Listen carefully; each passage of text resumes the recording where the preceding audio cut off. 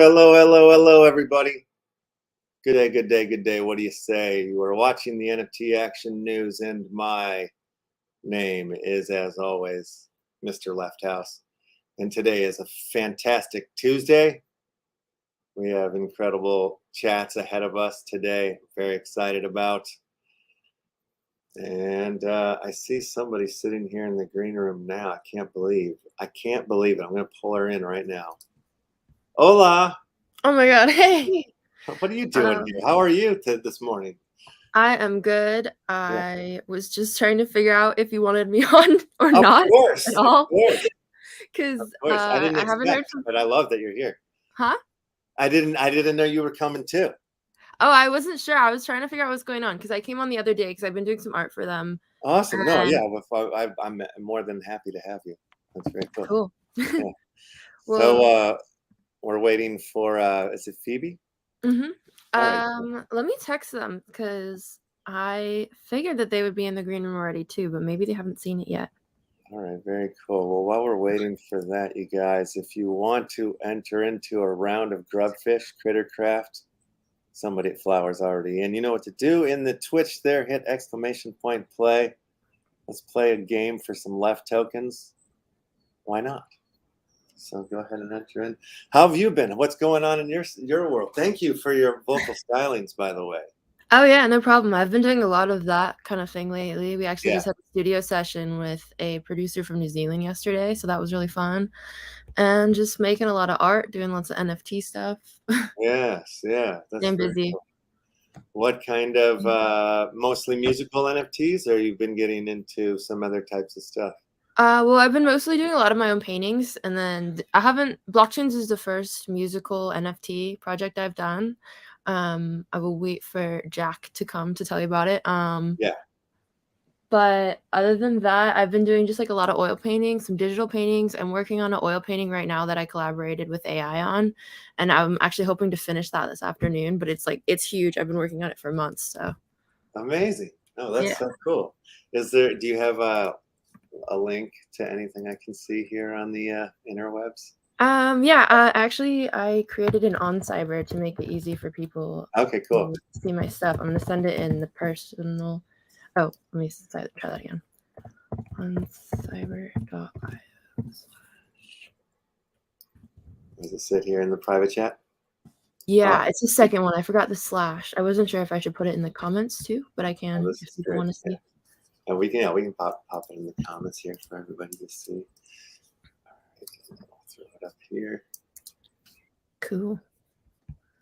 All right. Whoa, so that's cool. I like how that's opened up. I gotta reshare so everybody can see the magic. I feel like OnCyber is the way when you're doing NFT art, because it just is an easy way to display stuff in like a really clean, natural environment. Yeah. Oh, well, okay. Enter the launch VR. I've never been here before. Well, I'm launching the VR. All right. Am I in I think that's if you have VR. I think you just push enter world. Yeah. Okay. I'm new. Yeah. So that one that's right there, that's actually my first digital piece that I released as an NFT. And then on the other wall is all oil paintings. How do I move around in here? My mouse. Where'd my mouse go? Oh, I think you have to use your keys, and you can hit escape if you don't like it. You can. Okay, I got it. I got you. None of my keys are working. It's like playing a video game. I know. I think. Wait, let's see. Doesn't want to work for me. Unless I'm hitting the wrong buttons. I'm gonna call Phoebe and see what she's doing. Perfect. I don't want to see more. Wait a minute. Do I have to change this? Maybe that works. Single player, multiplayer. Let's see. World space nearby. Oh, this is like. Oh, okay. This is like where I chat and stuff. I see. Click anywhere on the screen to move it. So click on the floor. There's nowhere. I have no clicker. Yeah, I don't know. I'm gonna just on the screen to move again. Okay. No, it's not working. All right. I'm just trying the same steps over and over again. That's Not helping. Okay. Weird. Maybe let me see so I can kind of explain it. Oh, look at this. I think it took me a minute to. Whoa. Okay, I didn't even know that was a feature. So that's cool. Just click this button up in the top right left corner, and which one button? This one, view asset list. That's what it was. So cool. okay. So this is you in the middle. Are all these you? Yeah. Oh, okay, right on. That one, the one that's sort of darker. Well, actually, the two in the middle are dark, but the one on the top in the middle, that's digital, and all the rest are oil paint. Oh wow, this one's oil painted. The one on the bottom here. Yeah. Wow. That's crazy. Okay, I'm gonna teleport you. Oh, I see. That's cool. That gloop of red there in the middle is so plasticky and shiny. It's really nice. Yeah, I love that plastic feel. So are you going to turn some of these oil paintings into NFTs? Is that some part of the plan? Or these are all NFTs already. Oh, they are already. Okay, yeah. I got you. And I might be one of them. I might be donating to a Pride art show coming up at NFT NYC. I'm waiting to find out which one. Yeah. Okay, very cool. So this you've been doing these oil paintings. It's cool because I have a buddy that does like really crazy oil paintings, and when I was trying to talk him into getting into the NFTs, and of course, like some people just can't deal, right? And then like later on, he's kind of come back around. It seems like he's gonna get into it, but like I think it's kind of hard for some like traditional painters to see the digital transformation of their works or something like that. It freaks them out or something. Yeah, I like it because I mean, obviously I take the photos and then when you take a photo, it doesn't really look like it looks in real life. So I edit them to look as close to real life as possible.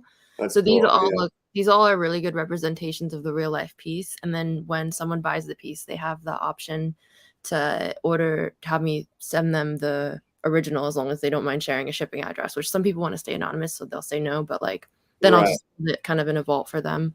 Or if they're like, oh, can you burn the original? Then I would maybe make a video of myself burning it or something. Oh, yeah, that's cool too. I think we have somebody here in the green room. Well, they were here. They're here, but then now their screen's gone. Oh, wait. Okay. Looks like they're here. I'm going to bring them in. Yeah, it's Jack. Yeah, is it Gambo? Yeah. Okay. Yeah, how's it going? Right. Yeah. Come on, computer. Act right. There you go. Gambo, Jack. Oh. Hey, how's it going? Can you hear me all right? What's going on here? 1 second. Let's see. Yeah. So Jack is the creator of Blocktunes. Okay, cool. Hey, Trying to bring him in. Oh, there you are. Great. You all right? Hello. How's it going? Can you hear us, Jack?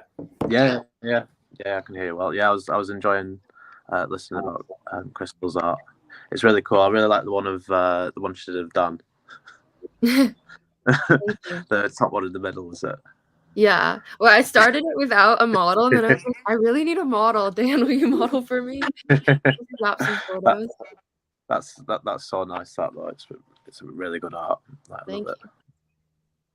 But yeah, we've asked Crystal to do some art for the Blocktunes as well. But yeah. So like, are you familiar with what we're doing? What Blocktunes is? Very, very little. Like I was trying to figure it out this morning how the collection works. So if you can break it down for us, that'd be awesome. Yeah. So we got 54 musicians together to all write music that we could then create generative music with. So I think how we described it a couple of days ago was like all the members of the band, like a drummer, someone playing chords, someone playing, well, it could be like guitar or whatever, bass and vocals. You can split all those layers up and then create full songs from those if you do them to the same BPMs and the same chord progressions. So then you can create generative music, but you can get loads of different musical styles to collaborate with each other when they never would have thought to otherwise. Yeah.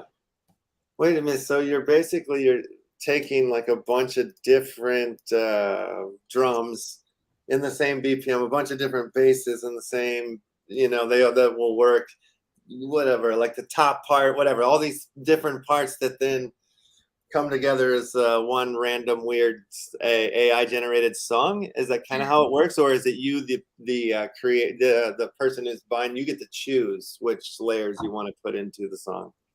So for the first album, as it were, you don't choose. Okay. So we made a music logic tool that like does them, creates them, but it's like procedural.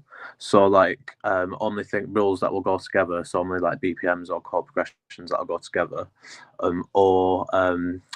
We might even, so we weighted some of them as well. So you could say, so like the layers you call stems, like in a song.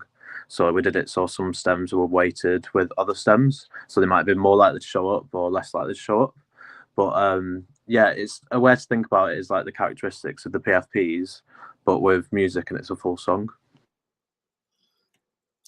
Gotcha. Vocals as well? Yeah, vocals. Yeah. So Crystal's done some vocals, which is sick. We can play some of that in a bit if you fancy it.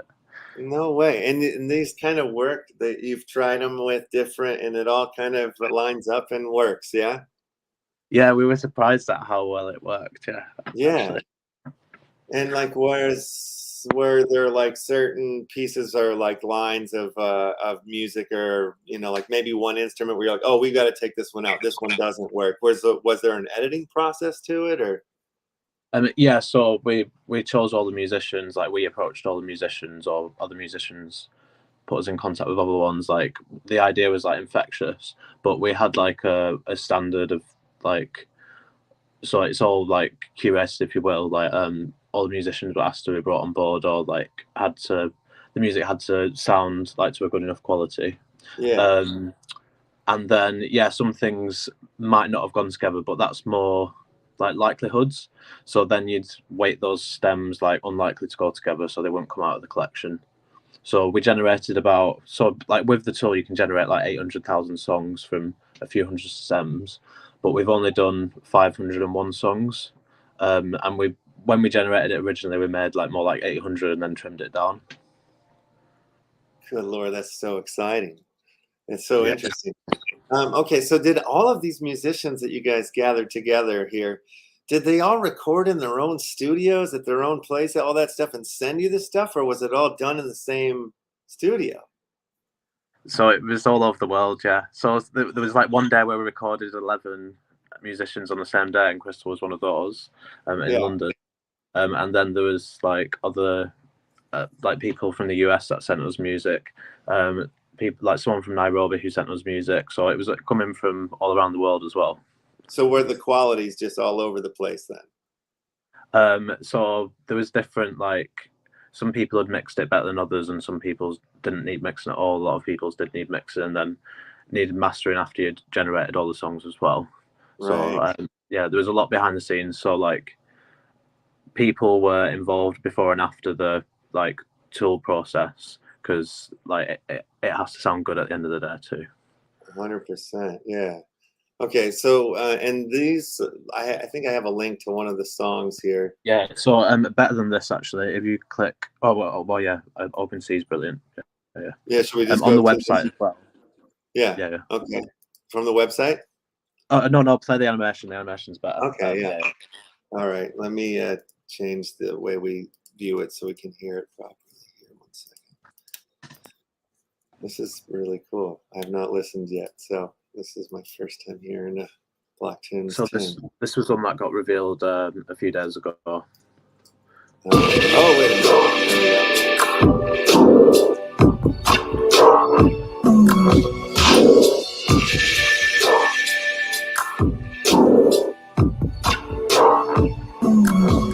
Still in the ends.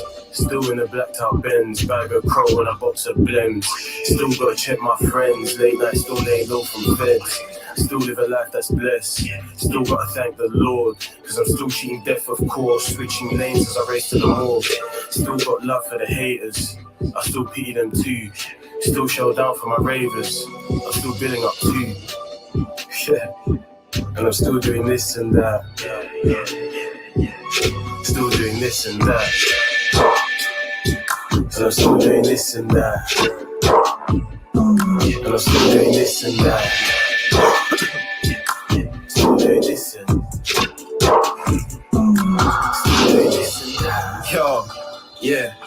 I got something real brown in my car.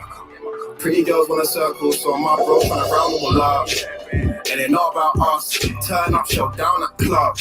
You can ask my bros, hear me now, but the whole place puns. Whole place jumpy, everything mad when we land. Me +9 when I came with the gang. High grade only, I was still from the ends, I have to count some flats. Yeah, still out here doing this and that. And I'm still doing this and that. And I'm still doing this and that. Still doing this and that. Still doing this and that.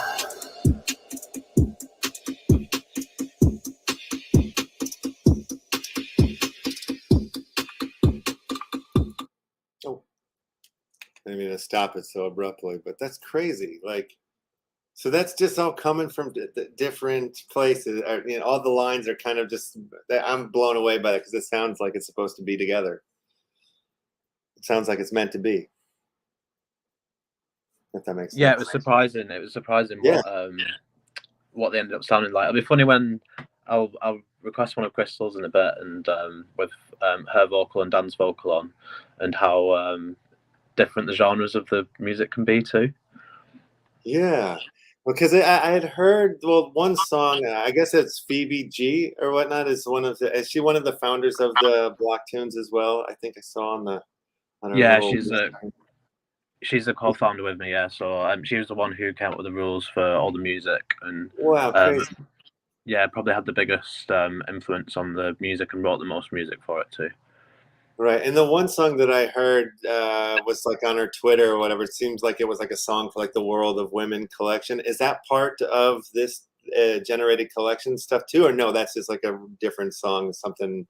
So there's a song that is a block tune. Yeah, it's not been revealed yet. And that won us a competition with the World of Women. Like, so basically, World of Women were doing a song competition where you could go to the women's in music billboards if you entered and won, and you had to do a song like maybe to a World of Women or something. So we recently got a World of Women to match like Phoebe's like online persona or whatever that she could use, that she could dress up as, and then it was like, oh well, that's perfect because we've got plenty of like layers of songs that we could use to do a World of Women song. So then she wrote one, so she wrote the top line for it, so that becomes like an original block tune, and then you can split it all up and mix it with other things, and they're all the generative ones. So like we've got a bunch of originals and generatives, and that is one of the originals in the collection.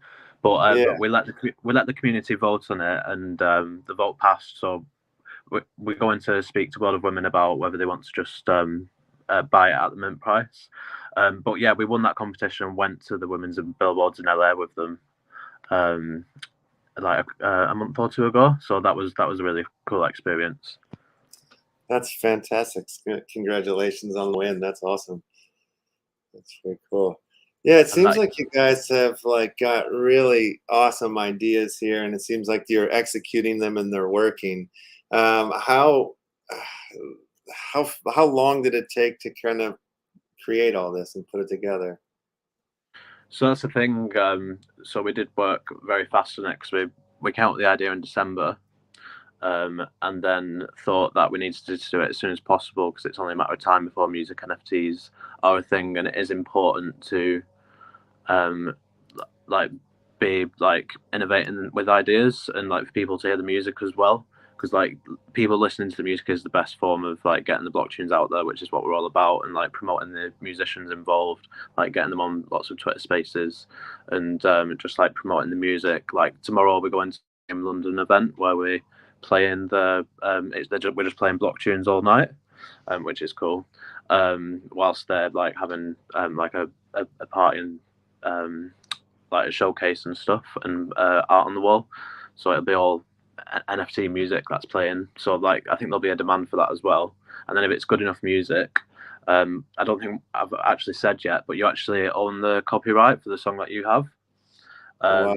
Yeah. So you own the copyright. So we've made the copyrighted music transparent and tradable, and then the musicians all have a share of like what the collection gets when it sells out, and then also the revenue that the blocktunes make from secondary sales. But then also, like, the plan will be to tap into bigger things in the future, like doing live gigs and those sort of things. So incorporating more revenue streams. Like, for example, a big market would be to do what Sync do, and like the musicians that have like given us stems be allowed to like rent those out, so then people could like create their own like songs to rent, like for advertising and things like that. So like there's lots of things you could do into the future, and then it's just building on that gradually, and getting the word out about what we're making. I see. All of these musicians that you're working with, were many of them already in the know of NFTs, and or was the conversation easy or simple to, you know, explain and get them involved? Or were you dealing with, like, what are some of these musicians, were you dealing with like managers and agents and all that stuff? Was it like a huge logistical nightmare to sort all this stuff out, or how did that part of the process go? Yeah, so it was Phoebe's just joining, actually. One sec. Oh, cool.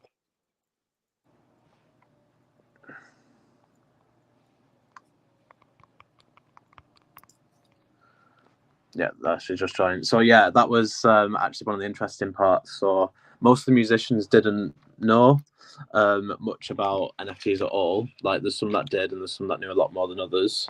But that was one of the challenges, was getting people to understand what we were doing in the first place. Yeah. But then also educating them on how, like, they'll get how to set up a wallet and stuff. So like, I've let everyone call me who wanted to learn how to set up a wallet and help them do that. And then everyone's just happy waiting until it builds, and then we'll take it from there. But yeah, a lot of them, this is their first like NFTs that they would have ever created.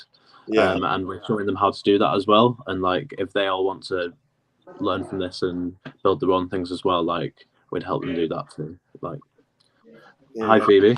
Hi Phoebe. Hiya. Hello, good to see you guys. Sorry I'm late. No problem at all. Thanks for joining us. Thanks for having us.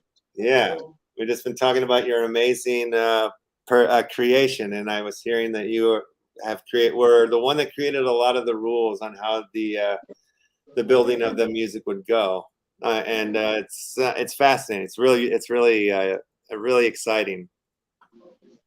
Yay! Yeah, thank you. Yeah, a lot of the rules. Yeah. Yeah, we kind of like set up a system and a structure, and we sent it around to the musicians. And I suppose, yeah, that's what you've been talking about so far, is it?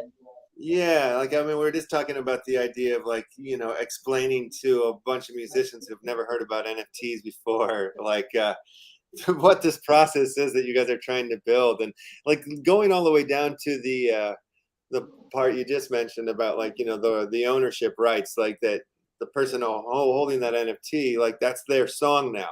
Like, did the musicians, did a lot of people get that concept, or was that like, wait, what? Like, you know, like, and that's sort of what we were in the middle of talking about right now. It's just that aspect of it must have been a challenge to gather the conversations and get people on board and get them to understand. Because it took me months to figure this stuff out. When I first started learning of crypto and in the whole space, it was like, I just kept reading one white paper after another, and it was just like, what the hell? This is all backwards, you know? But then realized, like, no, this is the way it should be. You know, this is all forwards. But, super exciting to me. But yeah, but that conversation sometimes you know, especially with a lot of my creative friends, some of them that are older, painters, musicians, they don't want to hear anything about technology, you know? So it's taken a little bit of a conversation to get some of those guys to even take a look at it in the first place. So I'd imagine some of those musicians must have been challenging conversations. Well, I think some of them were more into it than others, but it was quite clear, like, the ones who were very interested, you know, as soon as you said NFT, they were already kind of thinking like, oh, how can I be a part of this? Because they'd heard good things. Mm-hmm. And there were some who, yeah, hadn't really heard of it, but they were just open-minded, I guess. Like, we're lucky to have open-minded friends who were willing to throw themselves into the experiment, and for some of them, like, some really good things have come out of it for them. So that's been nice to see. Yeah, There no, I've were a been couple of seeing it people that were like, no, NFTs are a scam. I don't like that. So there were a couple of. Yeah. The first person we phoned said that, and then I was like really disheartened. I was like, oh, is everyone going to say that?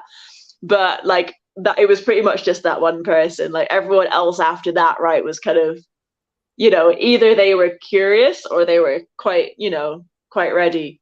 Absolutely. So, well, for me, it's like that's why I you know, when I first found crypto, I was like, I saw where we're at now a little bit with the creative outlets and what it has to offer. And like to me, it just really feels like if you're going to be like an artist or an independent artist, musician, filmmaker, whatever it is, like this is like the space for you. I feel like, you know, and what like the technology and blockchain offers is insane. You know, like the outlets for your own creativity, for, you know, making revenue off of your creativity is just like it's unprecedented to any other time in history. So, you know, I would imagine that, like, you know, most musicians that you guys were talking to would get it and move quickly into these types of, it seems like most people want to. It's just a matter of like who wants to sit down and like be unlazy and figure it out, you know, like it seems to be the challenge for a lot of people. It's too, maybe it feels too daunting or big or too technical for most folks, but you know, I don't know, it's getting easier and easier, that's for sure, to get people into the space, I feel like. yeah, I mean, a lot of these musicians, in fact, pretty much all of them, maybe apart from you, Crystal, like it was kind of their first, it was their first time like properly getting into crypto and NFTs and properly hearing about it. So I'm glad that it was Gambo and I who were able to kind of, you know, be the main people to tell them about it, because people hear a lot of things about the space and people hear mixed things about the space, you know, and that can influence whether they would come on board with a project like this, you know, if they've heard bad things, if they've heard good things. So I'm glad that we were able to, you know, have this be their first project, which we believe is, you know, a very good project that's going to be beneficial. So I feel like I've stumbled into other like AI generated music projects, but nothing like this, nothing that seems to involve so many musicians and have, like, you know, all of that sort of humanness in the music kind of coming in before it's generated. You know, it seems like it's this more like all computer based generated stuff that I've kind of come across. So I don't know, is there anybody else that's kind of in the same vein of what you guys are doing right now with like more live musicians and stuff like that? Or I don't think I've seen it anywhere else.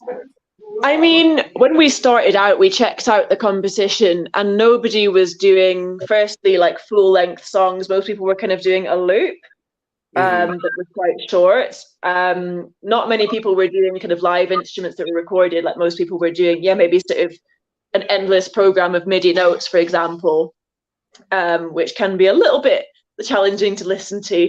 And then also not a lot of people were working with vocals, if anyone at all, with generative music. So we kind of realized that there was a gap, and I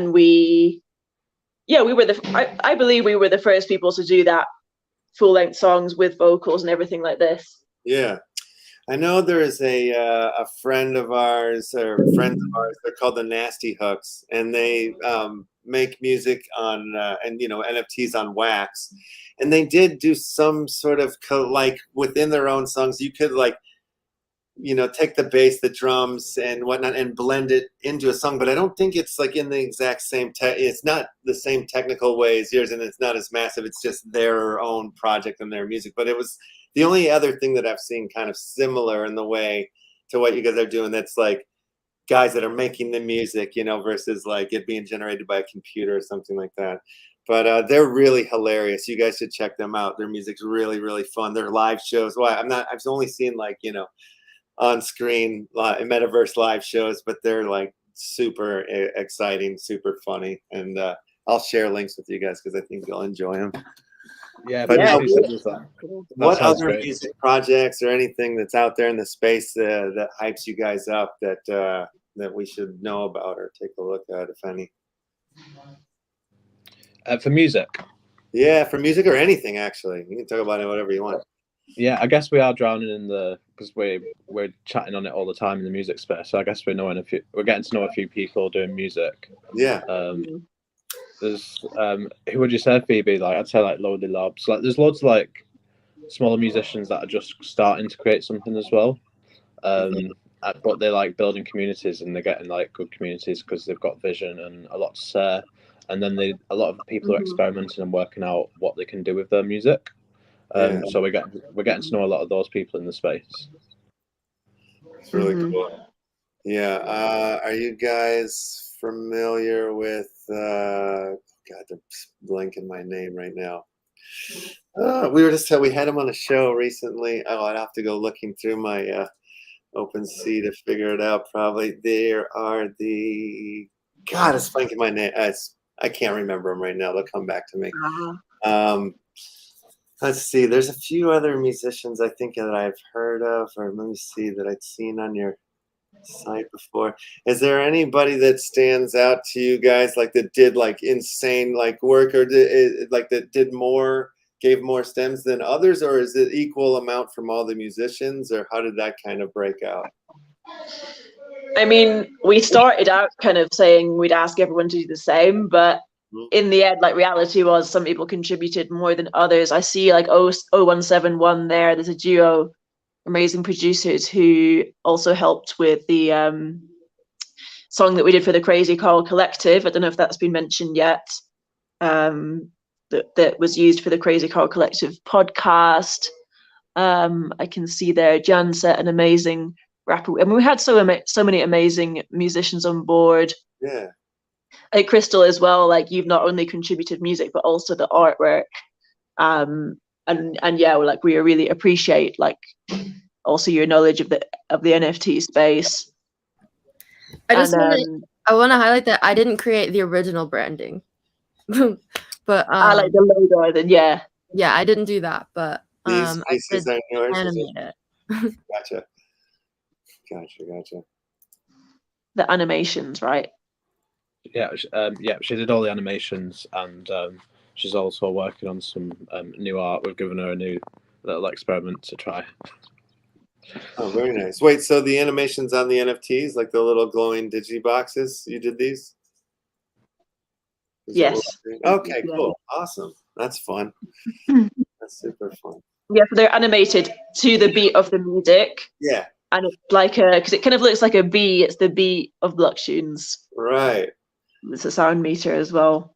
So it's quite simple because we wanted the music to be like the songs are the main event, but I think that they look really nice. They animate to the beat. And a lot of people have said how much they like the sound meter and how it animates. Yeah, no, that's super cool. Did you do them all by hand? Like, did you like light them to the waveform or whatever, or were you doing it? Did you have like a program? So I started off doing that, and then I was like, "This is impossible. There's got to be an easier way." And also, I would have to do literally 500 because every track is different. And I was like, "Jack, this is gonna take me a year and a half." So then I did some research, and I found out I can actually use an algorithm on After Effects to animate it. So it's an algorithm to animate it, which was quite fun to learn and cool. But I would still have to drop in 500 songs, and that would still take a long time. So I basically created a soundtrack that went with the BPM of the songs. So then there was I created like 5 or 6 different soundtracks that weren't necessarily like music, but they had the BPM and then some other sounds layered on top, so that it would create the BPM for sure, and then sort of some random up and downs between, so that it would kind of just generally fit with most of them. Yeah. Oh, that's so cool. Yeah, there's a music video that I made a long time ago, and I just kept layering like effects and green screens and more layers, and like it got to the point where I couldn't even watch the video like when in playback. So I would have to like burn it out because it was just too heavy. So I was literally just kind of like guess editing off of like the waveform, you know, and I would kind of do work and then burn it, watch it, like, okay, I have to make a few adjustments here or there, that's off. But it was just like quite a ridiculous, like, yeah, I like kind of doing that. Like if I would have gotten this job, I would have done it all by hand like an idiot, you know, just because would have had to in a weird way, like, but I kind of get into the like the tediousness of like repetition of an art project, but I probably should take the time and learn the algorithm, but I wouldn't though. I just wouldn't. It would have been really stressful for you. I know. We would have stressed you out. Like, I know. Yeah, that's really cool that you figured that out though and did that. Yeah, they're lovely. They're really cool. Is there another song we should check out? Is there like any? So if you go on, type in illusions on the collection, or you can find it on blocktunes.org/listen. Okay. Is it down in the list? What was it? Right, one of these. Are these all songs right here? Or like these are different. Is it on OpenCity? Sorry. Oh wait, I'll go to the OpenCity. Can we see it? Illusions here.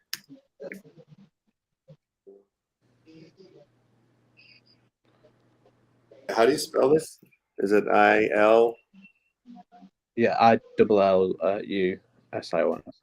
Okay, just making sure I'm hearing you right. Okay, here we go. Oh, let me bring it in so I can hear it properly.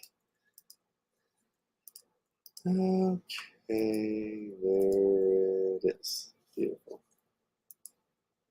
Play.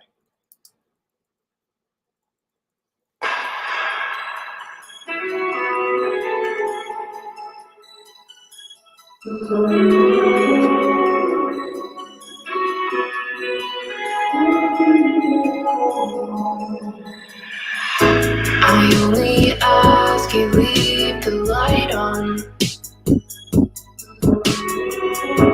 a little longer so I think it might be echoing through your mic.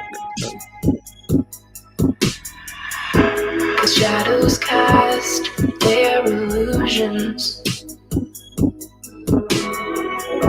and nothing's what it's supposed to be.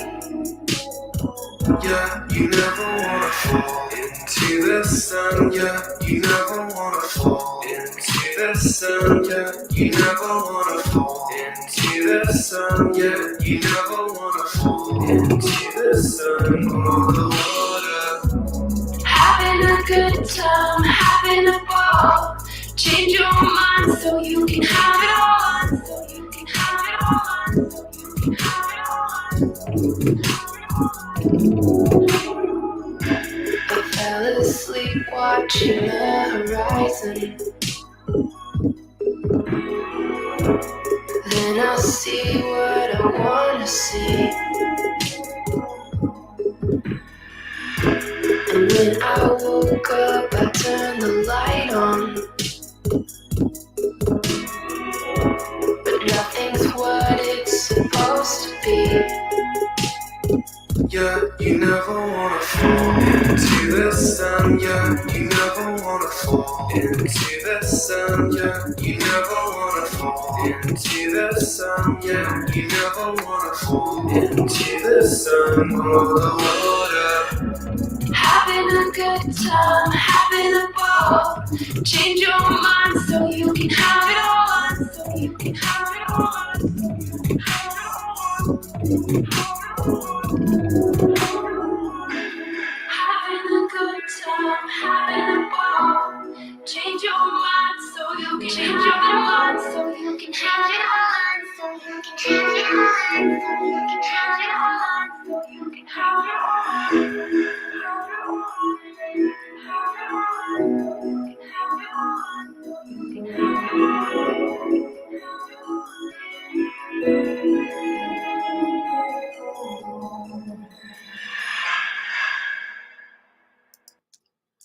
Again, it's crazy how well it just sounds like it was meant to be, you know, in this way.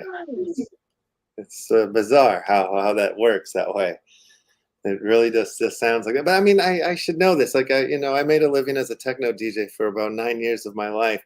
And, like there was times where I would just put sets together by the name of the song. Like if they all had like either the word building or city in it, like I would just like go with that instead of like trying to match by like, key or whatever it would be. It would just like, oh, I just want to do it in a different way. And it would be surprising how often and it would work, in successful ways. So but it's still it's just shocking to me still that that they work in these ways, because it just sounds like that wasn't that these guys got together and like, boom, this is the song we wrote, you know? Like, it has that feeling. It's really crazy. How does this make you guys feel, like, personally, like, about music? Like, does it change your relationship with it? Does it change the way you feel about it?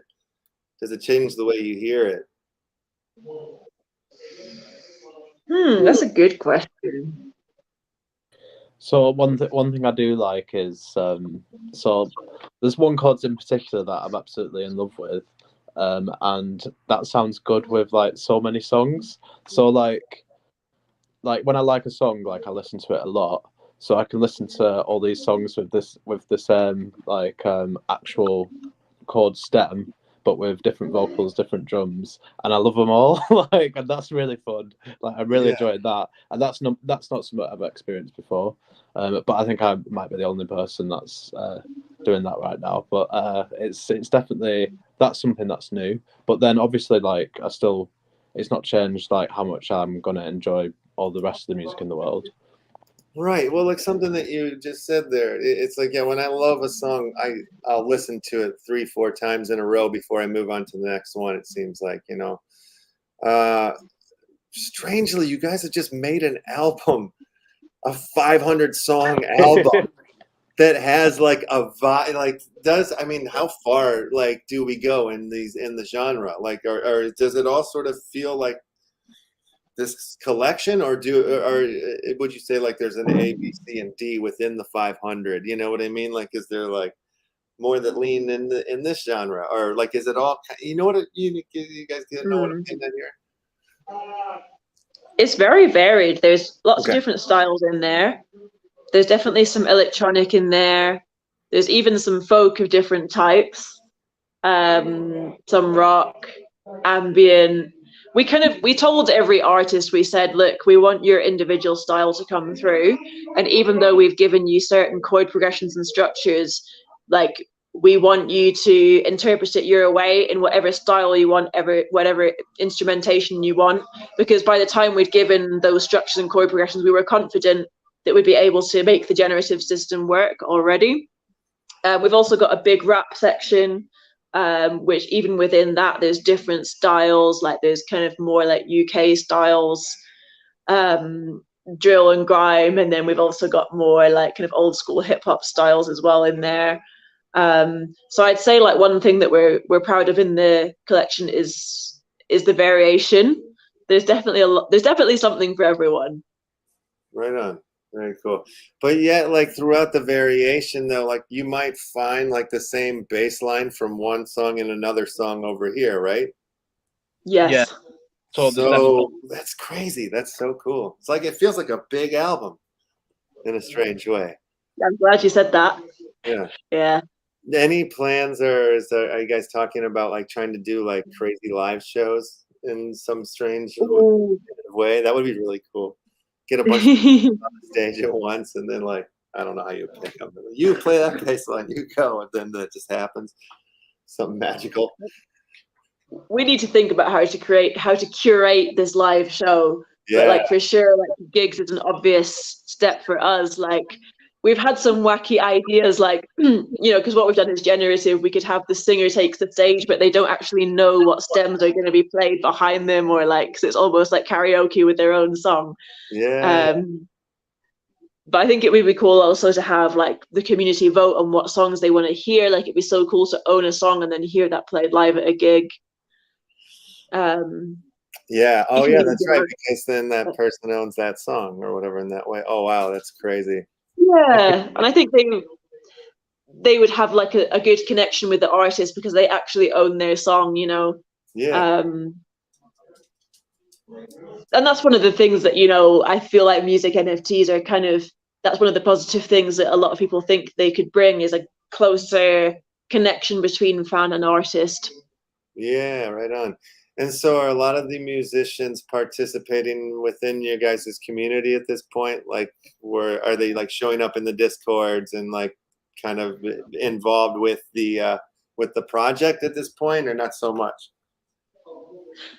Well, some of them are. Like, I think naturally some are more like, some of them don't have Twitter, you know, or don't know how to use Discord, but we've like the ones who, you know, the ones who want to be there are there, and the ones who wanted to take more of a backseat are doing that. But we've even the ones who are kind of less involved or didn't even know about crypto NFTs have, you know, jumped and popped into Twitter Spaces or popped into the Discord, which has been really nice to see them kind of getting involved and getting engaged with that new world. Yeah. Yeah, and it was people, good, you know. like people come in, like it's like a flow. Like people come and go. Like they've got their own lives as well, and they're all musicians and got their own jobs and things. And then like people come in and out. Like it's like momentum, like with like crypto and NFTs in general. And then like we'll be doing like attending more events, like, and playing Blocktunes more, and then we'll like go to the gigs of like the musicians we know, and like so we're keeping in contact with everyone, and then it's just like as like it gains more momentum, more people will flow in. But like people just come and chat sometimes and jump into our Twitter space that we do like every week on a Monday. We do like a radio show kind of thing. Yeah, So right like, we get a lot of the musicians to come into that and just chat about what it was like to be involved and chat about themselves. So like we've got something starting, and it's really lovely to have seen so far. Right on. Yeah. Well, I mean, I feel like it's crucial. Like, I really do feel like that this space, the NFT space, the crypto space, all of this like has the opportunity and the ability to like save the music industry, and like, you know, like bring it back to life. And I know you guys see that. I just hope that everybody, all these creative musicians and filmmakers, all these people start to realize that this is the way. I swear to God, it is. It's the way. It's the way to save and make, you know, make like your creative living like possible, and you don't have to just only eat ramen. Maybe that's what I think. But yeah. Yeah, what do you hope to achieve, or like, you know, what would you like to grow out of this? Like what you know, like what's the next phase or the next step? Do you want to answer that, Gambo? Yeah, so for me it's that so Blocktunes are like what the songs are called that we create, like the generative songs. Like you listen to a Blocktune, and that's an album, as you described. Like from pretty much day one, I think I've been saying to Phoebe, like, I want it to be described as an album rather than a collection. Like, and I think when I first said that, it was like, that sounds a bit weird, like to say that about an NFT of like we didn't know how many it'd be. We thought it'd be a few hundred NFTs, and we're like, can we call that an album? And like the plan has always been to create a band around it, like a metaverse band identity, like a Gorillaz sort of thing. But to have a lot more musicians in it, so it's like more like an Arcade Fire, like in terms of the amount of musicians. But like I guess Gorillaz have done loads of collaborations as well. But so like a bunch of NFTs that we own, we're creating into those characters. So like our World of Women character, some like Gutter Cat Gang, things like that. And Crystal's actually creating that our first piece of artwork for that, which is going to be really cool. So that's one of the things I'm definitely excited about in the future. But it's so like we'll have the parallel of the musicians in real life doing their own thing, and then us like showing up to events and then getting musicians to play at events. But then also that reflected in the metaverse with a bunch of characters that we create, and different musicians can be involved in like writing the stories behind those characters, like if they want to be. Like we're letting them know that they're welcome to get involved in that. Like one of the musicians, Mandy, who I love her vocals, she's drawn an entire character to include in the Blocktunes. So now Crystal's drawing her character that she's drawn, which is really cool. That's super cool. That's rad. Yeah, like that's the thing. There's so many like ways that you can flip this or bend this or attach, or you know, the funny thing about like a lot of the NFT utility has nothing to do with the technology. You know, it's like what you can add to it, and it sort of makes it the key to the club, if you will. So I think it's like that's smart to add in extra extra bonuses into it, like with some of the animations and stuff like that. It's really cool. It's how you can make it as fun as possible, isn't it? Like, and Yeah. like the band identity, like, because like to have a bunch of music that I feel like is music people want to listen to. Like, I just absolutely love listening to it. Like, it's introducing me to genres that I don't know existed, but it's brilliant just to listen to, and then to create an identity around that, like in the metaverse, and bring up all these musicians, and they can be involved as much as they want. Like, yeah, there's a lot of exciting stuff you can do with that.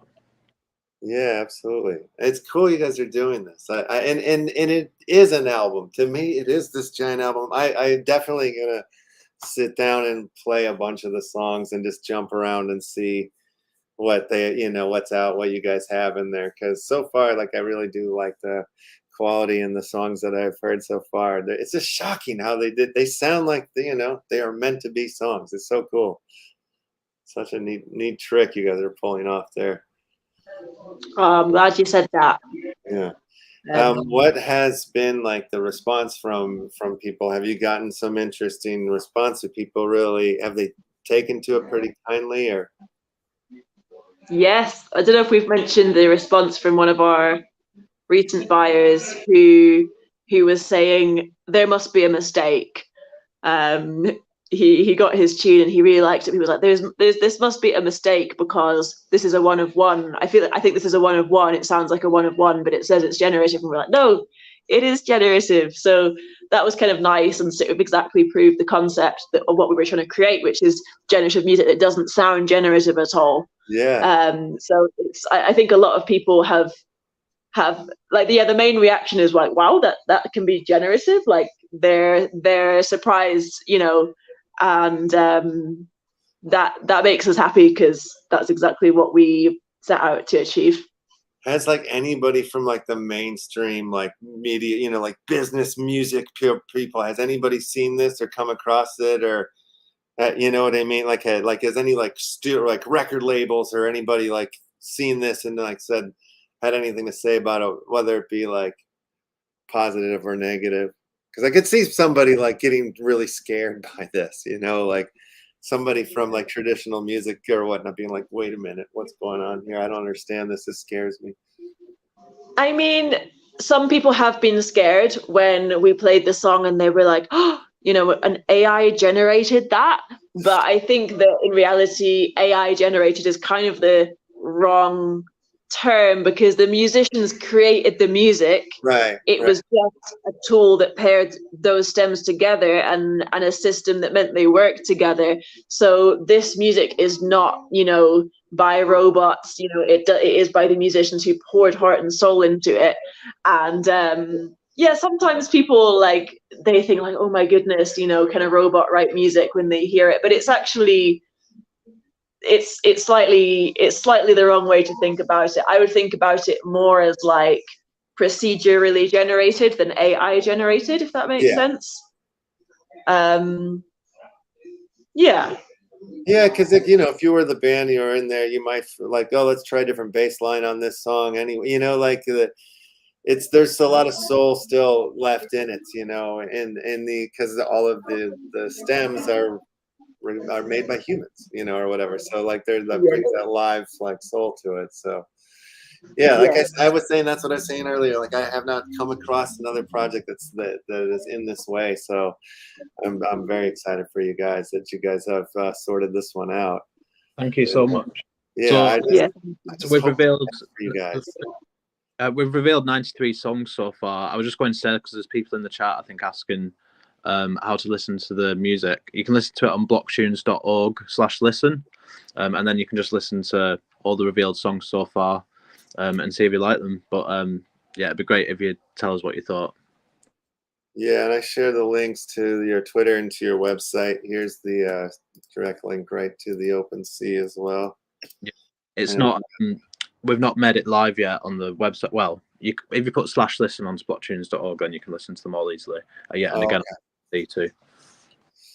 Gotcha. Okay, so you guys haven't launched yet, then?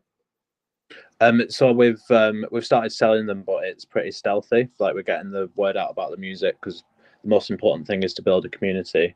And then we switched it to public a few days ago, and we've revealed all the songs that have been minted so far. And then it's like we really want to focus on the songs that have been revealed so far, and get those listened to. So like we're playing those at lots of events.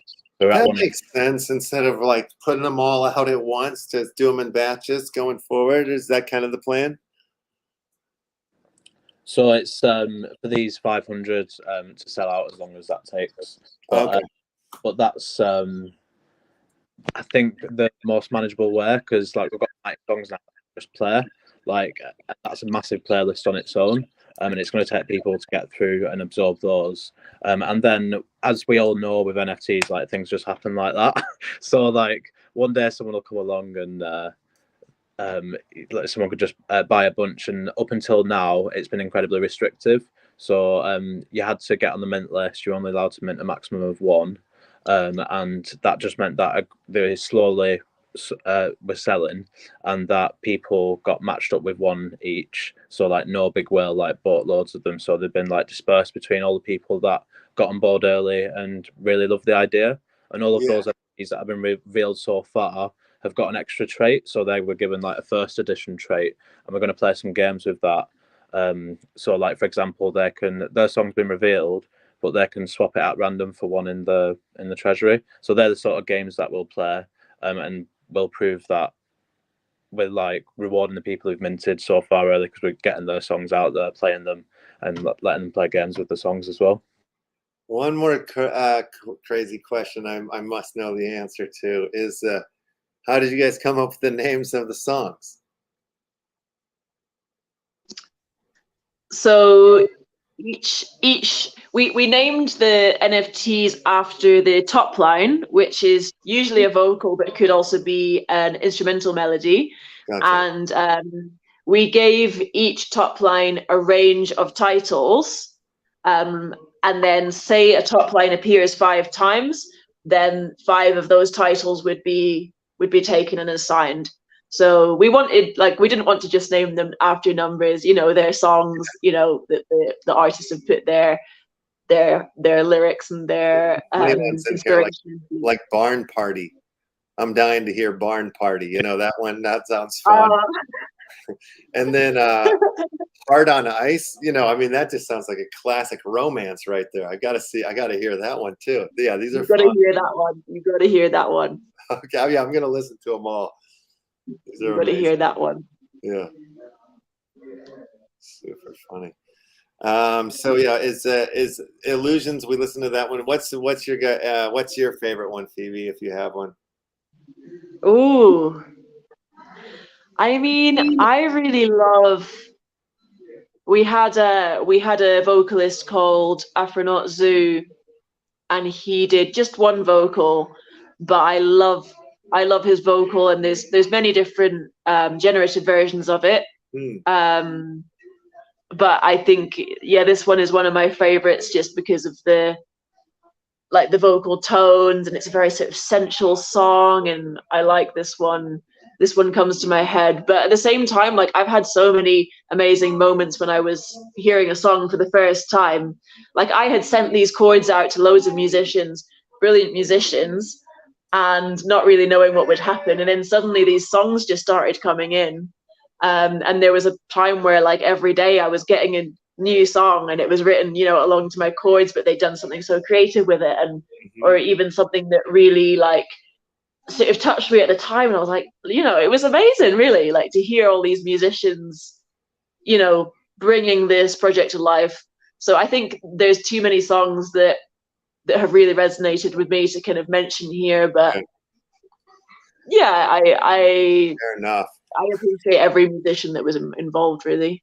Yeah, I see. Yeah, that's so cool. Yeah, it's hard to, I'm sure they're like children. You can't pick your favorite child. That's rude. Like you can't do it. Exactly. Super nice. Well, I love it. I think this is brilliant. And you guys seem to be super kind and cool. So I really want this to be like the best thing in the world for you guys. I hope this it's every level of success that you guys wish for. And Thank you. yeah, and Christelle, thank you for bringing me these lovely people and this amazing project. And yeah, I'd love to have you guys back on again anytime you guys, or maybe when you guys release the next batch or something like that, maybe we can come on and play some more songs or something like that. That'd be cool. But yeah, That's a good idea. that'd be awesome. Yeah, I see that I have my next guest waiting in the wings here. So But thank we'd love, you so much. I'll, we'd love do to. It was great chatting to you as well, and it was great. Like I love like how into the music you are, like the idea behind it. Like it was really fun to chat to you about that. Right on. Yeah. No, I could talk about this stuff for days and days and days. Yeah, I love it. Yeah, music's everything. No. It's great. All right, you guys Well, have a lovely day. We'll chat with you guys again soon. Thank you so you much. too. Yeah, thank you. Thank you. All right, bye-bye. And there they go. Amazing. Amazing folks. Amazing folkettes. All right, so let's get to our next guest here. I have her waiting in the wings. Let's bring her in. Miss Stallabella. Hello, hello. Hello, how are you? I'm great. I'm great. Thank you so much. I've been so excited for this very moment to have this chat with you. My older brother speaks of you so highly. You know, he's the one that introduced me to your work and just blew me away. Like everything I look at. Like I was just looking this morning. Let me pull up. Who's your brother again? Fading Armageddon. He goes by. Oh, that's your brother? Yeah, that's my older brother. Yeah. And then there's my other brother who's not here. He's usually with me here. He goes by well, I just call him Armageddon at this point, right? Yeah. That's it. Yeah. He's been very supportive and also commenting a lot on everything. Yeah. Which I really appreciate because everything is about how it impacts other people. So you can create like the most wonderful thing, but if no one is there to look at it, appreciate it, or think about it, then it's almost like it doesn't exist, right? No, absolutely, absolutely. Yeah. So you've been in the like making crypto art for a long time now, yeah? Well, it's funny because I wasn't one of the very, very, very first people making the crypto art on Ethereum, but I started a crypto art collective in 2017 on a different blockchain. And honestly, I wasn't sure which technology was going to be the dominant one at that time. Actually, I got started in crypto in 2016. And I knew that marrying art with with the blockchain was going to be my future. I knew that back in 2016. And so what I did was instead of just deciding. Well, sorry, I didn't mean that. I think I got to turn off the video. I just went into your space here. Hold on a second. I'm going crazy. Whoa. There we go. Okay, I got it. So like Oprah is killing herself because she's looking at NFT Twitter. And it's pretty shocking. I don't think there's a lot of people that would even use some of this imagery because they're like, oh my God, this might be too controversial. No, I love it. I love your work so much. Yeah, it's incredible. So I'm sorry, I didn't mean for your music to interrupt. I'm glad you're showing this. I built this when I first launched my project, which was in October of 2021. Right on. Okay, that's what it was. You just said something that I say. Oh, I think I just said it to the Blocktunes people, but it was like Fading Armageddon got me into the crypto space like 2017, and it was the exact same feeling. There was like I'm like, oh, this is it. This is like because I've been selling music and film online since the 2005 or something like that, and then. So like this, when I saw the crypto space, I'm like, oh my God, like where we are now, like I knew this was going to happen. Like I could see the utilization of the technology for the tools and like everything. Yeah. And it's much bigger than I saw it then, but I'm happy that it is. I thought everything would be Creative Commons because my crypto art collective that I founded in 2017 was Creative Commons. So everything that a lot of the artists released, including myself, it was all Creative Commons. And it's so funny to see these long threads on Twitter with these people that are like, oh, I just came to this epiphany. And it's like, I did too, but in 2017. Yeah. It's just, it's crazy to think that, that, you know, a lot of the stuff that I had envisioned is now becoming real. It happened faster than I thought it would, honestly. Yeah. I really thought it would be a slow thing that would take years and years. I didn't think the pandemic, of course, the pandemic, I think, was the main reason it all got sped up. Yeah, yeah, definitely. I agree with that too. Right there. So that is a depiction of I call it the PFP apocalypse. The plague. What was a title of it? It's a plague of 2021.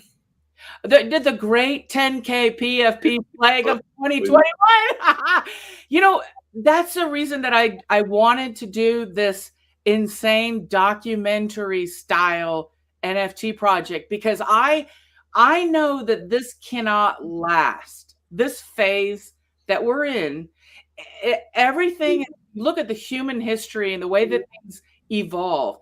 Yeah. You can't just always stay the same. And so this plague of, I call it the great 10K PFP plague, this cannot last forever. And so I really wanted to delve into this area, because I swear in 5 years, I'm making my project for the future.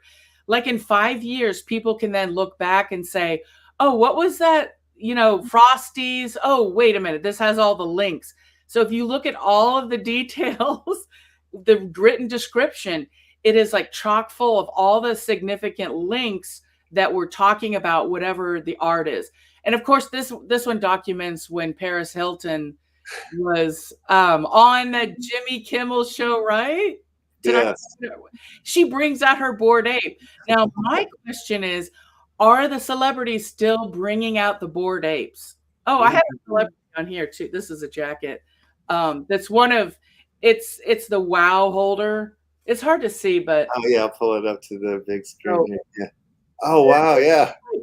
And that's oh, what's the actress that she's now supporting the World of Women project? I don't know who it is. Anyway, so I did a parody of World of Women holder, what I think that they look like or something, because I'm telling you what's popular today. The CryptoPunks is a perfect example of this. Just 1 year ago, the CryptoPunks were the OG. All the celebrities were buying the CryptoPunks, right? Well, that is their dominance has faded since they sold out to Bored Apes, right? And so I just look at everything as, if I can document it right now in my kind of strange way of making fun of stuff. Yeah. Then like in the future, I feel like people can kind of sift through and look through and remember, oh yeah, I remember this, what happened. Because in 5 years, I mean, this PFP thing where all the influencers kind of form gangs now, I was reading up on that. That's really what's happening, right? They just form a gang around a certain new PFP. Memers is the current one.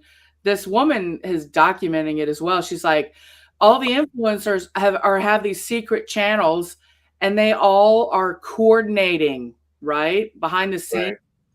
They coordinate like a gang, and this is what's happening, right? And I'm just here to make fun of it because I find it endlessly amusing. I just love it. I really wouldn't want to be doing anything else. It is so much. Well, like, you know, this is a project my little brother showed me today that I think you might get a kick out of. Or I don't know if you've seen this one or not. Have you seen this yet? Buy this NFT or I'll do it. I have seen some of these like pop up on my feed. Yeah, these are pretty funny, but they're just like random, different. You know, reduce the mint price or I'll do it. You know where it first came from, right? No. John McAfee in like 2017 or 18. He said, "I will cut." Oh yeah, that's right. That's right. I forgot. He said he was going to. What was that? 100,000. And he died, of course, and he never. Yeah, he didn't do it. That's right. Oh, that's so funny. I forgot about that.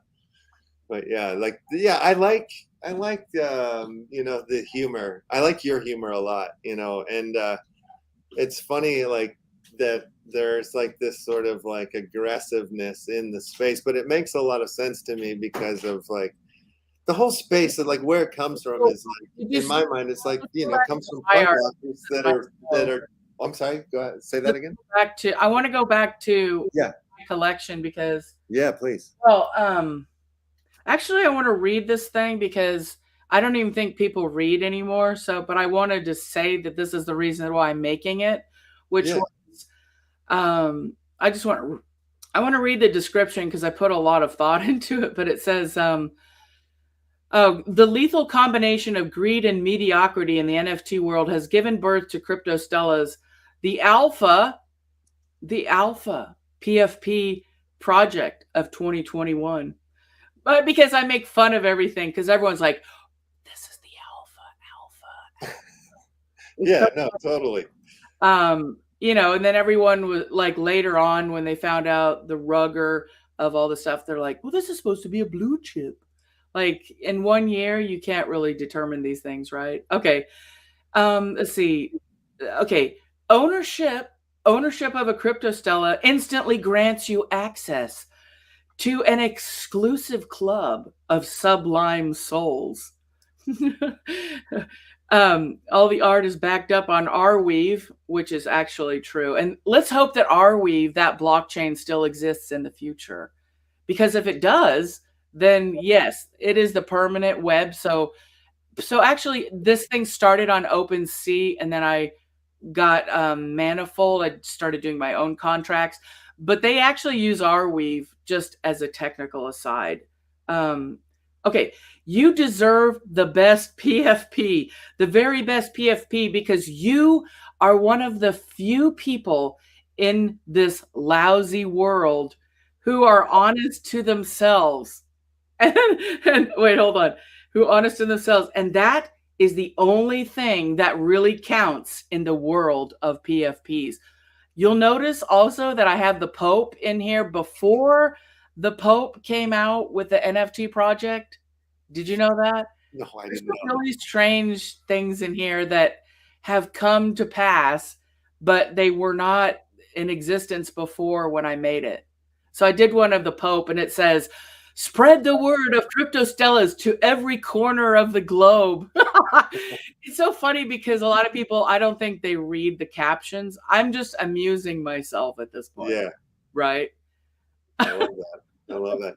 So what were you doing before? Like, what was your art before you fell into the crypto space? Oh my God. I was doing so many different things. So I painted my car 5 different times. Wow, right on. That was like when I lived in San Diego. Okay, let me tell the story of what I was doing before. My only claim to fame is that I was the patron saint of postcards in San Diego in 2008. And this is going to sound completely insane, but at that time, I had a vision because I was working these like 9-to-5 jobs that I always hated. I always wanted to do art, right? Mm-hmm. I always wanted to do something creative, but I didn't know how to monetize myself. It's like this giant maze. Like, how do you get into galleries? How do you get stuff?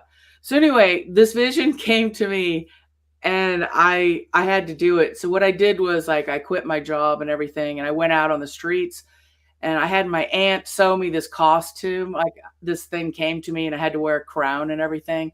So people thought I was crazy. But what I did was I worked on making handmade postcards. I made hundreds of them. And that's what I was doing at that time. And I had an apron with them.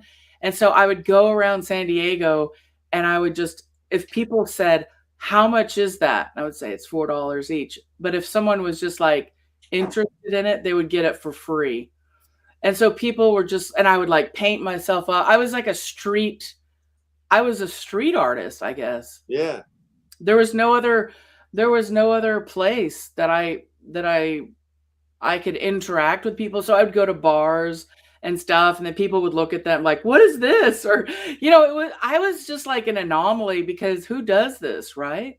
Right. Who just brings their art to the street and like doesn't necessarily charge for it unless asked if it costs money.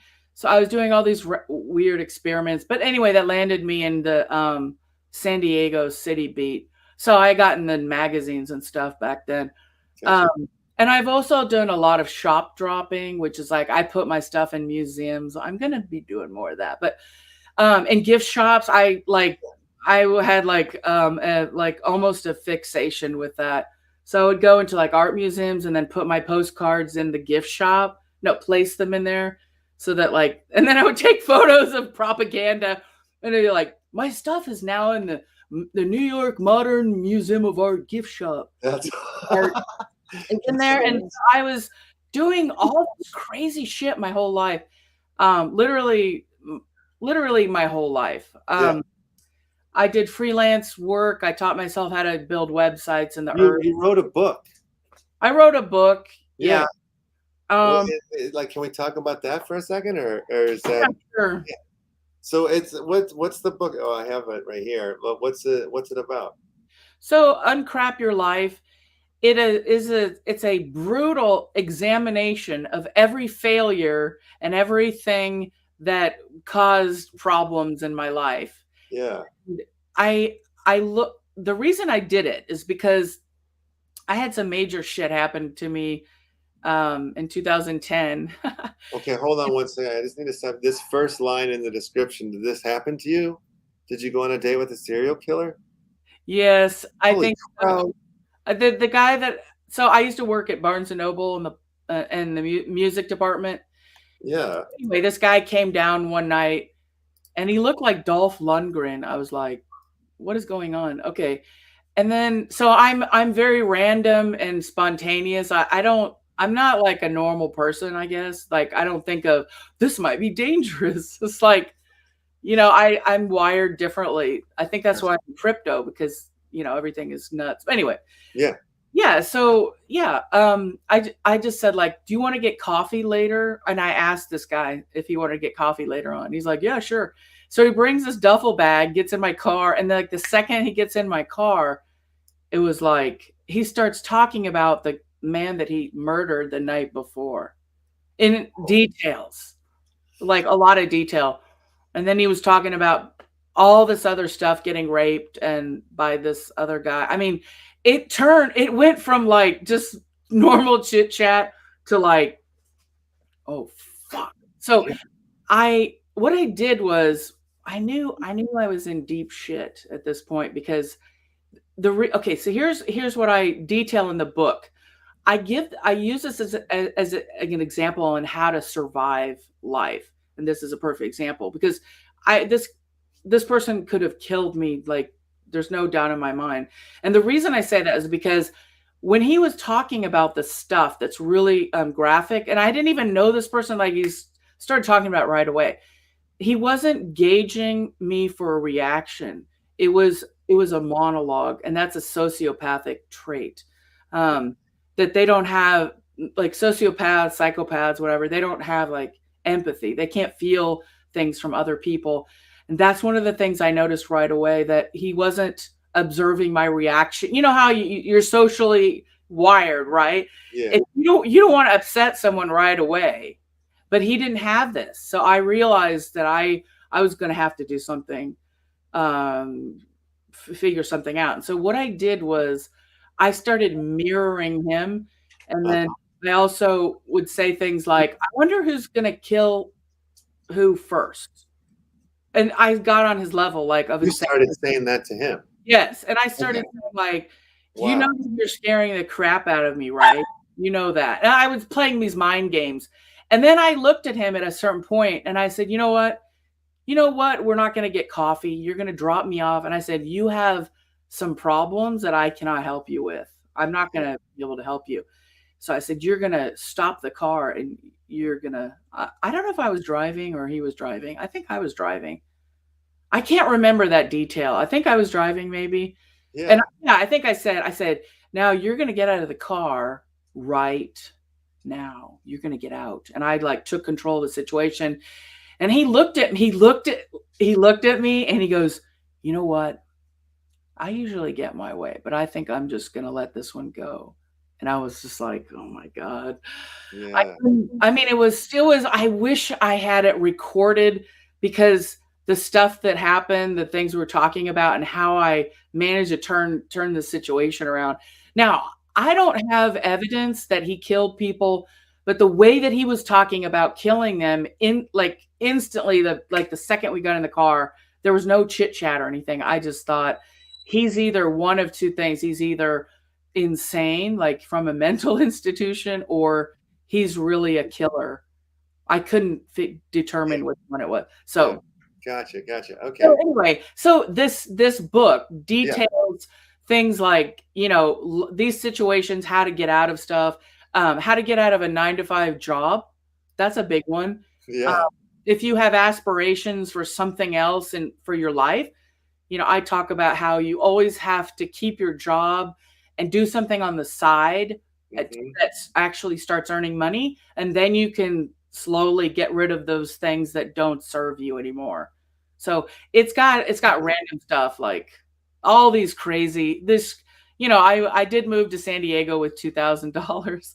I did some fucking crazy shit. You know, I probably shouldn't be alive. And it's in this book. Very cool. Very cool. And that was written in 2015. So this is like well before the crypto, or right before the crypto, right before you found crypto. It's right. I wrote this book, and the completion of this book changed my life, because if there's one thing that plagues me, it's an inability to complete things. You should see all the fucking shit I have started, right? I have several other books I've started writing, and lots of different art. I've got a lot of art. So when I finally got an editor, getting an editor was the worst part of this whole situation.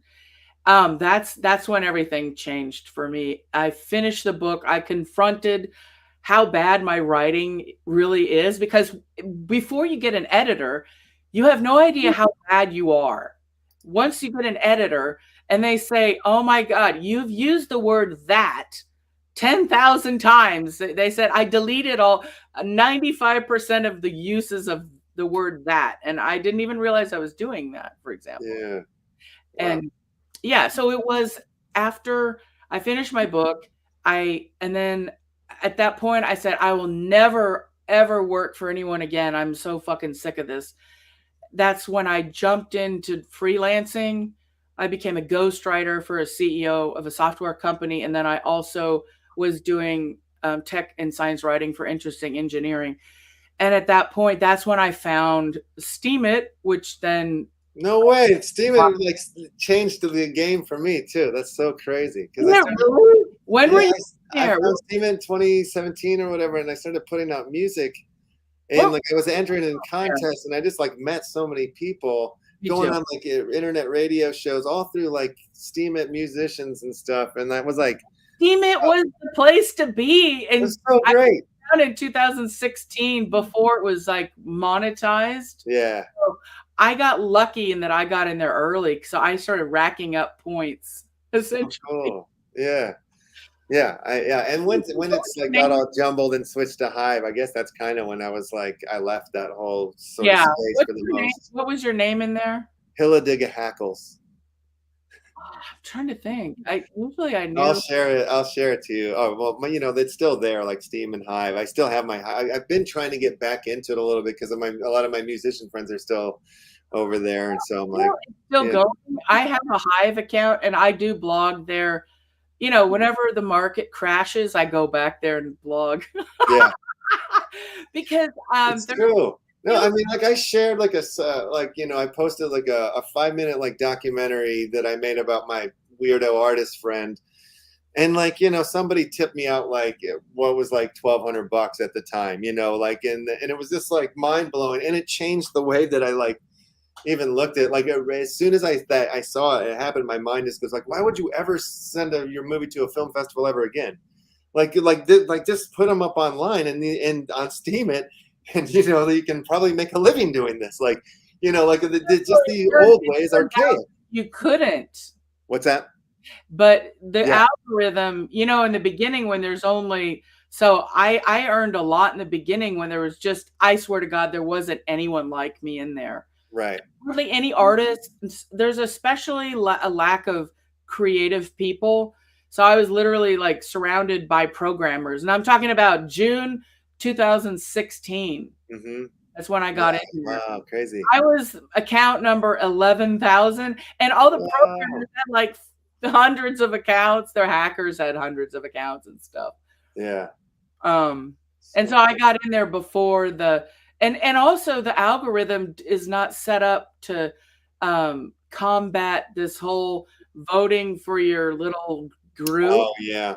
That was a disaster, wasn't it? Yeah, it was. It was a disaster. I mean, and then just the way that it ended, it's just so, man, it's really bad how it ended, because Dan, the programmer, is horrible at choosing people. I knew Dan pretty well. I mean, we were pretty good friends back then. Yeah. And he lined himself up with like morons that were completely superficial capitalists, is what I call them. I mean, it was like such a tragedy to see all that go to waste, basically, wasn't it? Yeah. Yeah. So cool. Yeah, that was a bummer. It really was. And like it did sour the whole thing after that. Like that's why when I'm like, I don't know if I can just go into this Hive thing. I mean, it's like the good people, this is where they win or whatever, but it just was like the whole space was starting to open up more, I think, for me at that time too. Like, so I was like finding myself getting into other areas. Yeah. I think from there, actually, because Steam had like introduced me to Splinterland, so I was like playing Splinterland. Oh yeah, that was big. Yeah. It's funny because back then there was like whatever. There was Crypto Kitties, Rare Pepes, there were Curio cards. Yeah. There was a few, like Super Rare had just launched around that same time. Or no, they launched in 18, I think. But at that time, there weren't that many blockchain games. And everyone was always talking about blockchain gaming is going to be such a big thing, play to earn. And I mean, do you remember all this hype around these concepts of the future? Like this is going to be a big thing, you guys. And I just knew, for me as a creative person, I need the NFT technology, but I didn't jump into Ethereum because when I was first buying Crypto Kitties in 2017, it was like jammed up. The gas fees are astronomical. And I thought, how is this going to fucking work? Like, I was even a skeptic of Ethereum because of these gas fees. I said, this is not a way to mainstream adoption, is it? And that it did go that way is just, it's just weird, because there's other technologies that work a lot better, but people, I mean, they gravitate towards where most of the people are. I don't know. Well, yeah. Well, I mean, like our show here spawns out of the Upland metaverse, if you will, like which is on the Upland. Yeah. And that's like on EOS, right? But like the majority of the people that were in Upland, like I got involved with a group of artists called the Upland Fan Art. Yeah. And they were like making NFTs on Wax. So then I found Wax. Oh, Wax. I have Wax too. Yeah. So a lot of our stuff, a lot of the people that come through here, the guests that we have on, a lot of the game, there's a lot of games and stuff on there. So we look at a lot of the Wax projects. And like, yeah, the LeftHousr collection is on Wax right now, but we have stuff on ETH as well. You know that? I was in the EOS cult. I worked for Pixios, and because I was convinced that, see, this is where I went wrong a little bit in my thinking. I was brought up on delegated proof of stake chains, Steam and then EOS later. And before they had the CPU problems, it actually worked pretty good. Remember that? You could send stuff like that. There was no waiting. There wasn't any of this shit where you have to wait for the transaction to be confirmed. Yeah. And it just worked better up until the CPU disaster, is what I call it. I wrote this huge article about what I saw as the flaws in that system.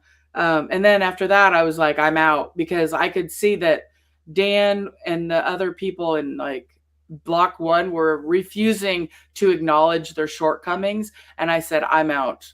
I don't. Anyway, oh, this one, this was made before those twins died as well.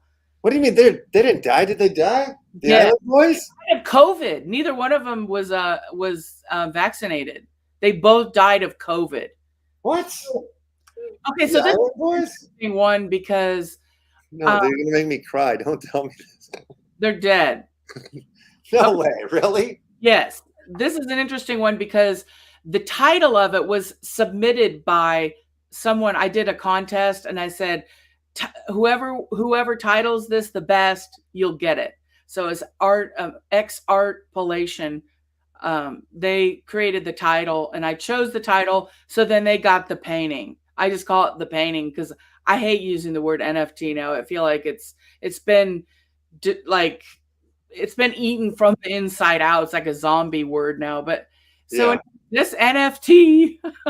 Yeah, I love that you use frames. Like there's a lot of work that I've done where I use like picture frames for the work that I just think that's a great. I just thought. But you know what's funny? It was before Twitter came out with this PFP, the hexagon, and this fucking doesn't work with the hexagon. Oh, really? Yeah.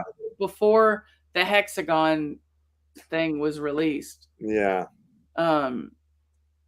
So there's like there's some of these little subplots that don't relate exactly to NFTs. I'm making shit up like Spock. Spock was what Spock says is evil cannot spread on NFT Twitter if it's not shared or something. What does it say? Without followers, evil cannot spread on NFT Twitter. Spock. Yeah, so I wanted famous people to weigh in on what the hell is going on. That's so good. Yeah, your TikToks are really quite fun. Some of the oh god, PFP hotline stuff or whatnot. Yeah. It's pretty dope. Yeah, I'm not very like focused in my TikTok. I was just fucking around with a lot of it, but yeah, the PFP stuff. If you could play the I like the the CryptoPunks guy. OpenSea. The one on the far left, the OpenSea one is funny. I'm looking for and I also like Farouk. There's one of me making fun of Farouk. Wait, where's it? Which one is it here? I'm not Go down with the beard. The guy with the beard on the far left. Yes. Now okay, play that one. Okay, well let me change this so we can hear the audio on it accurately here. All right, there we go. I hate these people coming in from their own. You know, I was running that millionaire lifestyle blog before I got into NFTs. You know, I was running that millionaire lifestyle blog. That's incredible. So yeah, I'm like an info addict. So I do all this research when this person Farouk came on my Twitter feed, you know, and like it's all these new people that are coming in because literally I've been in crypto Twitter since I began, and then it kind of started overlapping, and NFT Twitter grew out of crypto Twitter. It's like an extension. It's like growing, and I see the future as this happening over and over again where. So the music, I think, is next. So right now, like NFTs with this art and the visual stuff, it exploded out of crypto Twitter. And then we're going to have the music NFTs. And I think eventually it's literally, there's going to be no NFT art. Everything, well, not everyone will adopt the technology, but all it is just, it's technology to trace who the fuck made what, when, where, and who's buying it. That's all it is. Like, that's it. People. No, it's just art. Yeah, I know exactly what you're saying. I feel the exact same way. Like, I even think that, if like the name of my show will be a problem at some point. You know what I mean? Or even like, you know, like the debate over like how many times have I heard people go like, so what do you think about this word metaverse? Like, like I've heard the debate about whether people like the word or not so many times. Like it's just kind of funny to me. Yeah, I mean, just in 10 years, we won't really be having these discussions. And Right. and if you look back in like the beginning of the internet, I think it's the same thing. The internet actually needed internet money when it was born, but we didn't have. No one had figured out this whole like double spend problem that Bitcoin had solved, and so Yeah. it really came down to that. But you can send money so much faster. So you can just whatever. I mean, I guess because we've been using it for a while, it doesn't even seem new to me. Right. No, I know this. I feel the exact same way. I spend so much time in the space that like when I go out and I see other people, I'm like, I wonder what they know. Like I just like I question the other world. Like I'm like, I think they know what I know. I think they know at least half of what I know, but probably not. Maybe it's like 5%. I have that meme. I had it on I should put it back on there on my Twitter, but it's got that meme of that guy trying to explain everything, and it's like there's Cosmo de Medici, and then and then it's like me trying to explain my project to people who have never heard of an NFT before, because I'm already like historically documenting the NFT, all the weird stuff that's happening, all the ins and outs of the technology, of the people, of all this stuff that's happening. And so like if you've never heard of NFTs, then the art doesn't make sense. The art really only makes sense is if you're kind of in it and you are paying attention. Oh yeah, no, I have to show you something here. This is a collection that I made, and I sent it to two friends of mine that are not in the space, and they were like, I don't know. And I don't even know if people in the space get it, but like I made this, the Melvin Pepe Punch-Out Club, which is like this. Melvin he just got punched by Mike Tyson, like on the airplane. Like he was like drunk and like in his ear or whatever. And I was just watching a little news clip on it. And then he made, this was his face. All I did was make it green and paint his lips red. But when I saw his face, I'm like, wait, that's Pepe, and then like, I was like, he's making the Pepe face. And so then I pulled up a picture of Pepe. I'm like, yeah, it's pretty close. So then I just decided to make the Pepe Punch-Out Club, sent it to a couple of my friends that are just artists that aren't in the space. They're like, these are rad, but I don't understand it. I don't get it at all. And then I was like, well, it kind of, I could explain it and I would. And then, I made the Azuki Pepe portion of the club too, which has different level of rugs on them, like, so this, like, obviously this is a 3 rug. One is more valuable than like a 1 or a 2, right? Right. Obviously. But, so it's like you have to sort of know or be in the space to get some of the art. Sure. Share my screen. I have an Azuki rug that I've been working on. Please, yeah, please share your screen. Should I? Yeah. Okay. Absolutely. Let me, I guess, hold on. Let me pull it up and then I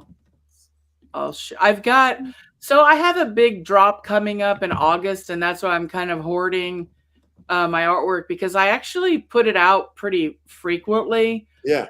But I've got like 3 months of stuff happening. June 24th is the collector's show. So like everyone who's bought my art, they can put a piece of their art, or literally they can decide what they want to put in my gallery. And so it's a way for like people to get to know each other and what they like and things like that. It's a great idea. I love that. Yeah. And so I have to, oh yeah, here we go. Let me get it. Okay. Yeah, so that's June 24th coming up. Okay, cool. Share my screen, right? Mm-hmm. Oh, wait a minute. Here we go. Share. See it at the bottom there, yeah. Here we go. Share. Oh. Select window. What? Entire screen? Oh, I get it. Yeah, you get a different. Oh, never mind. Oh God, I have to go to some weird preferences. Forget it. It's crazy. Like, that's all right. To deal with. All right, no worries. Yeah, I haven't done that before. That's okay. All good. We'll see it when it's done. Yeah, it'll be so part of my thing is I don't like to announce things until I know it is for sure a real thing. Yeah, right on. But I have been speaking with someone at a marketplace that I've never had any connection with, because I realize, like, at a certain point that selling is not my forte, right? I can do a lot of stuff, but selling takes a whole, you know what I mean? That takes a whole nother set of skills. And Yeah.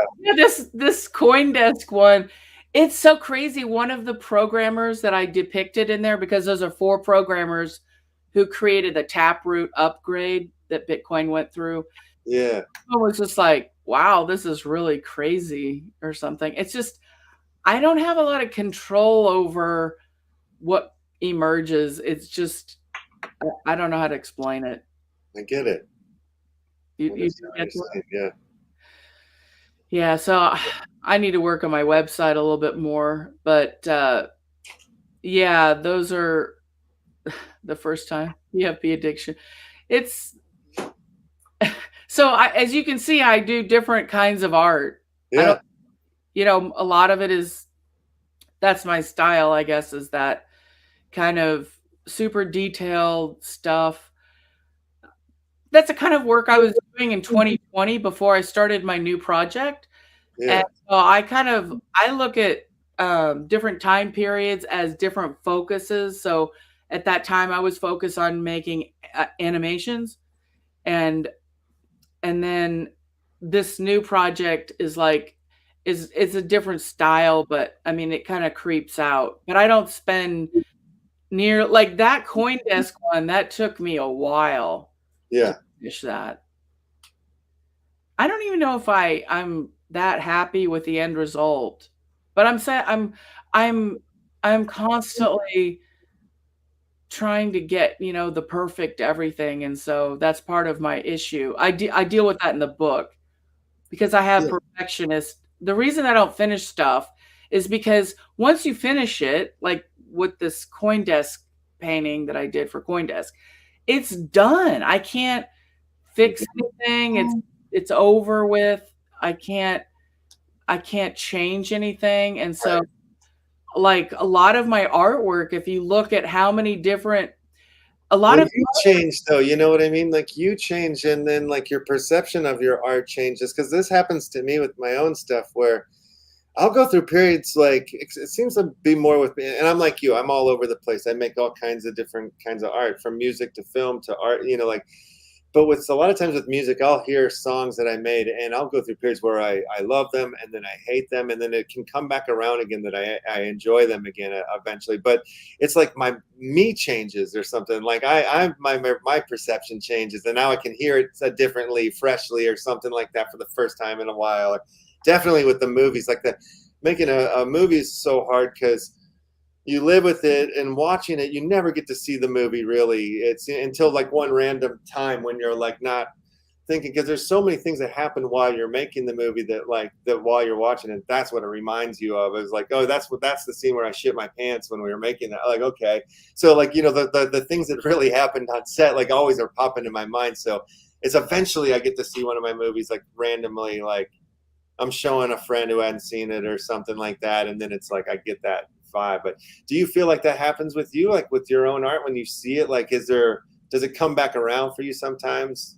Yeah, like, I mean, some of them really stand out to me, like the Cosmo de Medici one. Yeah. I literally keep coming back to that one, because I showed it to someone recently. I think it was someone who was young, like a kid or something, and they looked at me and they said, "You made that?" Mm-hmm. Like, you made that? It's like, I do things kind of weird. I don't know if other artists do this, but I start merging 2 different faces, because I found a face of Frida Kahlo that I really liked the way everything was, and then I match up the exact angle of someone else, and I merge them together, and then I start. You can bring up the Cosmo one. Yeah, I'm gonna look for it. Yeah, you can sort by oldest too. That's the easiest way to find it. It's number 3. I think my newer ones are not as good as my older ones, but I'm aware of this, that I have really good ones that I love, and then some of them are not as good, and I want them all to be good. This is one of the problems I have. I want them all to be amazing. And so, okay, so I meshed his Snoop Dogg's hoodie. His hoodie is in there. It's meshed in with the robe. If there's any way you can zoom in on that. Yeah. And I don't know if he likes it, because the thing is, I meshed his face with Frida Kahlo, and so some of the features are not his and some are. Yeah. Most of them are, and I redrew his beard. But if you can zoom in, that is his hoodie. Yeah, you can see the zipper. It's overlaid. There's 2 layers. Can you see the hoodie? Yeah, well, I can see like the zipper coming up here. I don't know if I can zoom in anymore. Well, maybe I can. Yeah. It doesn't allow me to. Oh, it doesn't allow you to zoom. Yeah, this is zooming all the way.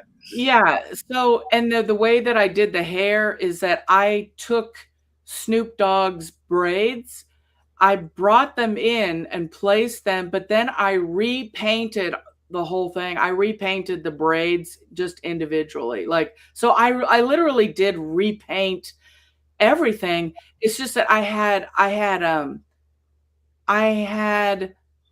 the images to use as a guide, but literally everything is repainted on that. Yeah. And that's hard to do. I'm telling you, I've tried since then to replicate this, and I cannot get it exactly replicated, and that's what's driving me nuts. You know, this reminds me of I think it's on Instagram, there's some like app or whatever that you take a photo of your face and then they match it up with like a celebrity or whatnot. Like, I think I actually got Snoop Dogg once or whatever, or The Rock or something like that.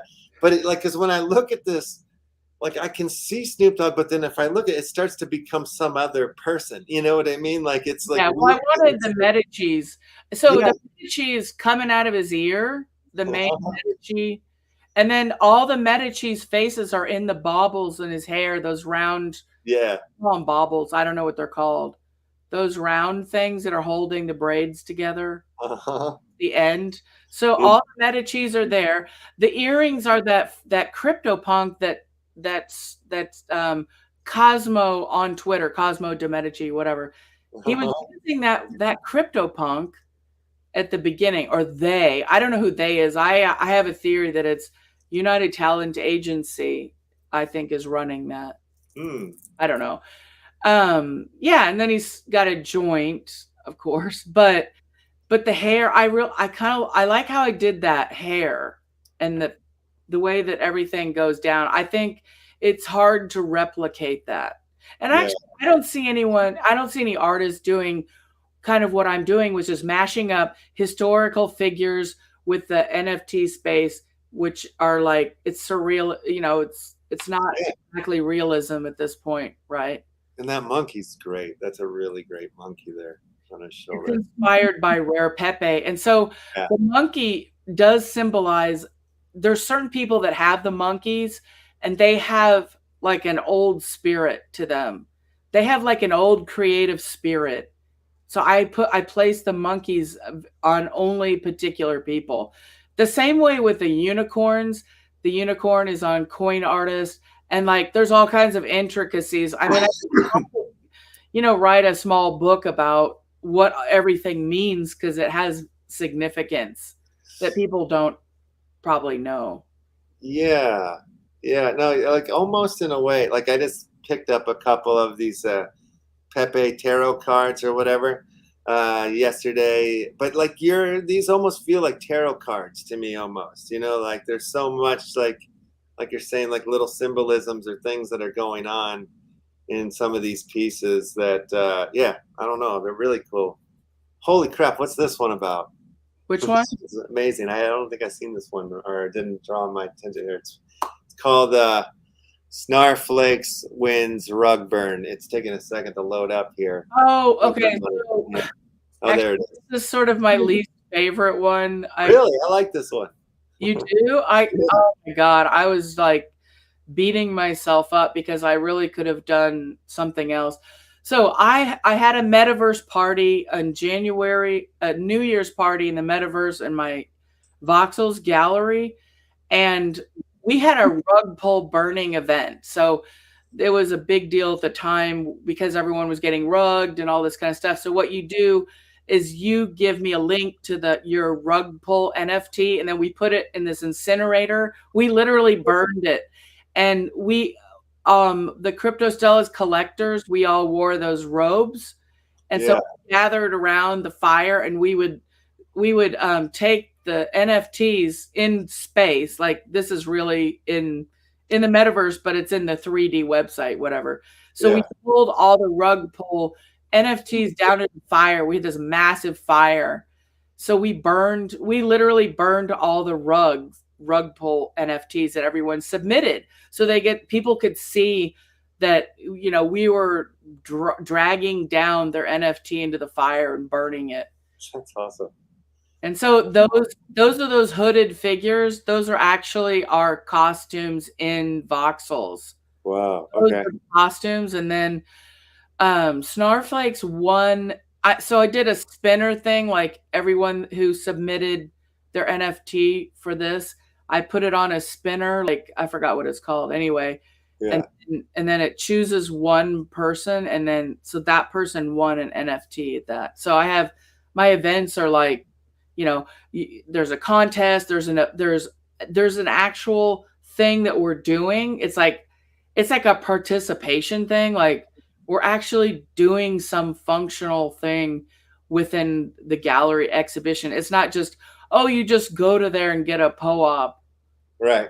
It's who wants to burn their shit that burned them. Yeah. Yeah. Right on. Anyway, so that's from that time. That's cool. And that's Snarflake's PFP in the middle. Yeah. So, amazing stuff. Yeah. I love your perspective on it all and where you're coming from, and I love like the way you feel about it, like the way you're looking at it. Like, have you seen anything like this? Have you seen anything like this? No, I mean, no. This is your thing is your own thing. Like, there's one of my buddies, which I'm curious if you know. Do you know Norman Comics? Yes, I have some of his art. Yeah. Okay. Yeah, that makes sense to me because like there's his humor is there too. You know, like is kind of on the level in some of the places that he goes, and he definitely is like making some good jokes at the expense of the crypto NFT space for sure. I also have people that have influenced me in a positive light. Yeah. Digital. So I have historical NFT people scattered throughout as well. So that's why I call this project The Good, the Bad, and the Ugly, because I kind of focus on negative stuff or like things that are, I call it, or no, your brother actually named it. He said, you specialize in NFT casualty porn. And I was like, you're right. You're right. But I don't, like, not every single one. For example, there's Mocha, there's vertical crypto art, and I want to say Colin, but that's not right. Anyway, there's Josie who created the cyber brokers, and there's some other stuff. There's some other, influential people. I actually have a list of other ones I'm going to be doing. Yeah. And I have sort of some random shit like, why is Oprah in there? It's because, okay, do you remember when the Island Boys were everywhere on Twitter? Like, I'm on Twitter every single day, but on crypto Twitter, it's like everything was Island Boys. Mm-hmm. Island Boys was everywhere, and that one day on Twitter inspired this, because I feel like they do a lot of Black culture co-opting, and I just feel that. I don't know, it just seems so weird. Like, I thought to myself, what does Oprah think of this? And then that happened to be that. That's great. You know, it's funny, like after having this conversation with you, like, you know, I was like a techno DJ that for like 8-9 years of my life. And the funny thing is it was like, I just felt like I was surrounded by the majority of people that were like not creative at all. Like, you know, it was like, it's pretty easy to figure out how to match beats to records and stuff. And then you just can call yourself a DJ and stuff. But it was like mostly about attention. It seemed like that the people that I was surrounded with. And there was only like a select few people that were like really into the music and really wanting to try to do something creative with it. And I feel like that's kind of similar with like a lot of like crypto art now, you know, like a lot of the PFP stuff or whatever is just like, it's just for money and attention. There's not a lot of like depth to the art that's like in there or whatnot. And like all I see in here is depth. You know what I mean? Like you're coming with a heavy bag of depth. And well, it needs to be, we need more people, like we need more artists in that way. One tells a story and hopefully documents something of this time right now, which will in the future people will forget about the details, because there's going to be some shiny new thing that's in style, you know, like look how quickly the Kevin meme, you know, the Kevin meme is still kind of hanging on a little bit, but remember when Kevin, everything was about Kevin. Yeah. You know, I mean, it took over for a while, so I have to have Kevin in there, of course. And you know, the same thing with all these things that come in and out of style. Right? These things are coming in style really fast. And then they're also, you know, no one talks about Mechaverse. Right. Last time you saw anything about Mechaverse on NFT Twitter. That was a big deal there for a second. I have one that is dealing with it. It's the girl, it's that meme, you know, and it's called the Mechaverse Disaster Fire. And it's weird because I made that the Mechaverse Disaster Girl one at the height when everyone was buying them for like 6 ETH. I made it. I projected into the future. I said, this can't last. This isn't gonna work. Yeah. This level of attention and money on this particular thing, this isn't gonna last. And so people didn't respond to it at all, because when I made it, you see, I'm making stuff for the future and they don't even understand that it's going to go down because they've all bought into the hype.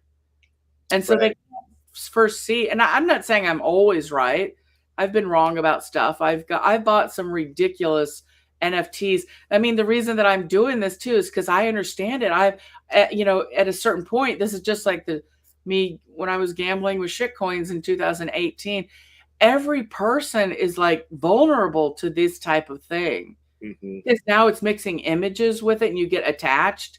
You might get attached to an image. Like, it's possible. Oh yeah. I mean, that was the crazy thing you were saying. Like, I remember like before the image, I was getting attached to coins. You know what I mean?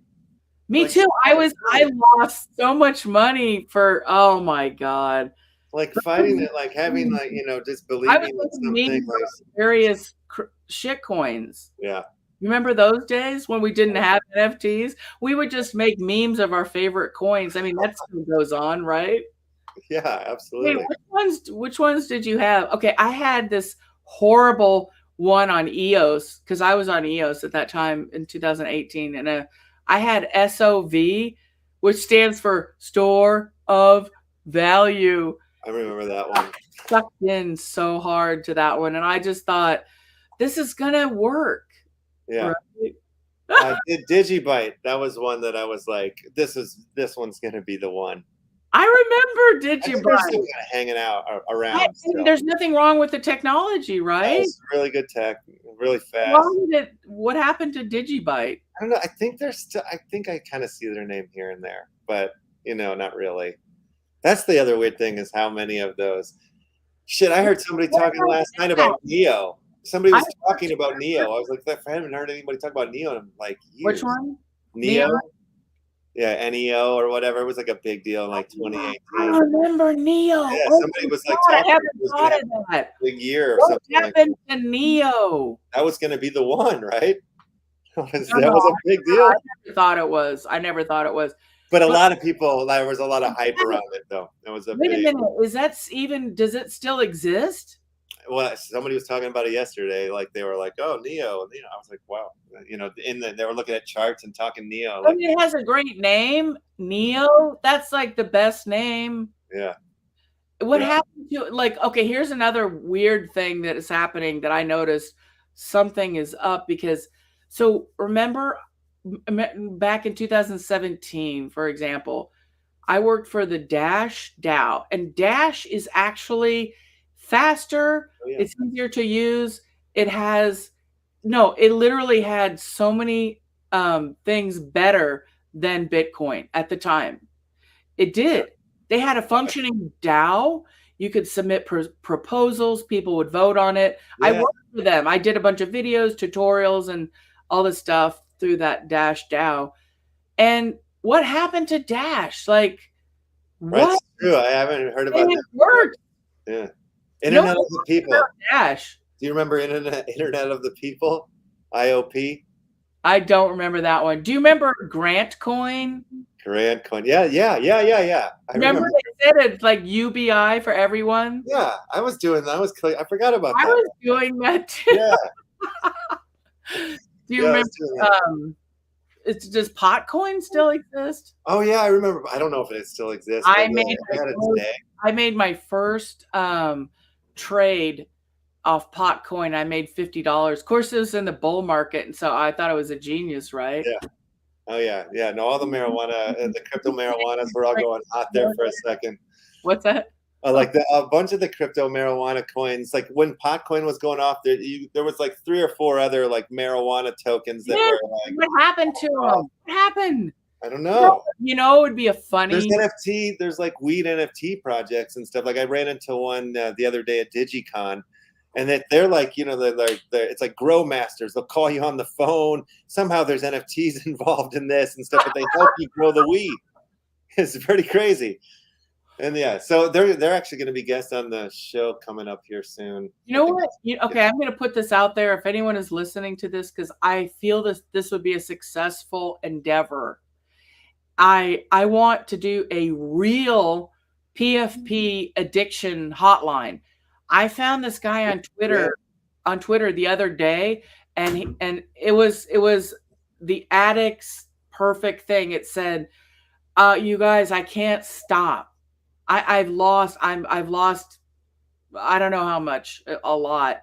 But then they say they can't stop. It's like in them now, and there's no way that they can stop trying to buy and sell the JPEGs. And the guy was like saying, "Help me," in a way. Yeah. And I thought an NFT. Would you have to buy an NFT to be able to get into the hotline? That's right. The hotline. Yes. That's too funny. So I have utility. This is the most amazing utility of any project is that, I'm at NFT addiction hotline. In order to get service, like you get for as long as the project is in existence, which is you get to use this hotline. Or maybe should you have no, I think it has to be as you need it, because you have to, you buy the NFT and then you get. Or do you get a free NFT if you call the hotline? Here's the problem. You know what I'd want to do? I know you're encouraging now. It sucks. No, the thing is, the problem is that I would love to make a show out of it, but want their face, so they could obscure their face, maybe. Right. Yeah. Show. They can obscure their face with one of their PFP avatars. It just keeps going. I can't stop with this one. It would be so good because it's like have you seen the CryptoPunk rapper? We don't have help for this because it's true. I wish they had a Twitter addiction hotline. I would call that instead of I've got a serious addiction to it. It's to Twitter. It's bad. Yeah. Because 95% of my sales come directly from Twitter. Well, there you go. That's what I mean. That's it makes sense that you're addicted to it then, because you have to be. If Sort I of, stop using Twitter or whatever and stop sharing my art and doing all this stuff on there, then I probably my sale. I don't know. I mean, would I be able to sell or? Right. No, it sounds like that's your outlet to get your art out. So you have to be addicted. Yeah, to it. but I make it a habit of trying to do like 95% sharing that has nothing to do with sales, and then 5% because you don't. Yeah. It's like you don't want to be like, hey, I got another one. Yeah. It's like you want to interact with people normally, build friendships, and then say, oh, by the way, I mean, it's very awkward, right? Yeah. Yeah, I know it is. And I've been at it for a very long time, like before crypto space, like I was saying, like pushing music and film and stuff through by way of the internet, and it's like, it's not easy. It's really not easy. And even when I was trying to find information about this, because I was like, I don't know who this person is again. Like I was a little suspicious. I was this close to canceling. I'm so glad you didn't. but actually the way that you do your graphic design and stuff, it makes me think that you're not a scammer because it's kind of crazy and all over the place. It reminds me of like a comic type of aesthetic, comic book aesthetic. And so typically scammers don't have any type of aesthetic at all. They just go with this sort of generic marketing graphic designs look or something. Yeah. I sort of like think of it as like a lot of like some of my, well, I don't know, I have different styles, but I feel like a lot of what my style is almost like collage-y, sort of like almost like you're ripping the pages out of the magazine or whatever, but I'm just doing it with Photoshop. I'm ripping the pages off the internet. How long have you had the show going? This is our 427th show. So like, we've been doing it every day or Monday through Friday. It didn't start out that way. What's that? You do it every day? Monday through Friday. Yeah, I take the weekends off normally. And I do 2 shows on Mondays now, but it started as a weekly, but and it was like the Upland Action News in the beginning, and it was only for Upland, but like I was like pre-recording everything and then editing it all together, almost like a Saturday Night Live show, if you will, but it was just me. And then I just was like, God, this is too much work. So I figured that doing it live would be easier. And also too, like I would do like little bits or skits or whatever. And like, then by the time I'd be putting it out, like the space moves so fast that like it wouldn't make sense anymore. Or like that joke wouldn't land anymore or something like that. So it's like, I'd rather do it live and like start like talking to people and bringing in guests and artists and like, different games and collections and just anybody that's doing anything interesting with NFTs. Like, I want to talk to you. I'm interested. How did your brother find my artwork, by the way? I have no idea. He said probably as addicted to crypto Twitter as you are potentially. I don't know how he stumbled into crypto for a long time as well as you. Yeah, well, like like our backstory goes even beyond that. Like our great grandfather was worked at the Chicago Board of Trade, like in that space. So my brother's been working in around like the markets for over 20 years. So like he definitely was the one that brought me and our other brother Left. Emmett is his name, into the space like 2016, 2017 time, like right around that era. And yeah. And that's when he got into crypto? I think he was into it just like a little bit before that, maybe like a year or 2 before. What's funny? Is that when you first get into crypto, you're a noob. So, think back to when in 2016, when I was a noob and I was just learning everything and then I remember the feeling I had when I had this one crypto friend who I don't know where he is now. He was on Steam and he was like my friend. He helped me out and stuff. And but at that time, you have this feeling of being a noob. You don't know what you're doing, you don't know what is what. And then like the OGs back then were, I remember thinking like, the people that got in 2013, you know, those people were like, it was crazy because you could buy Bitcoin for, or like 2011 or 13. Yeah, so But it's cheap. funny because, I mean, if you really think about it, we have been here quite a while, because I remember when the Ethereum DAO hack happened. Yeah. And Ethereum had launched 1 year before I got into crypto. And so literally Ethereum was not a proven technology to me at the time. It was like, that's why I kind of hesitated to go in to minting on Ethereum like right away, because at that time it was like there were other chains that were better, easier to use, faster, cheaper. The technology was better. I mean, it's still the same now. You know what I mean? Like Wax is way faster, way cheaper, but you know, like this, And people on the east side don't take it seriously for some reason.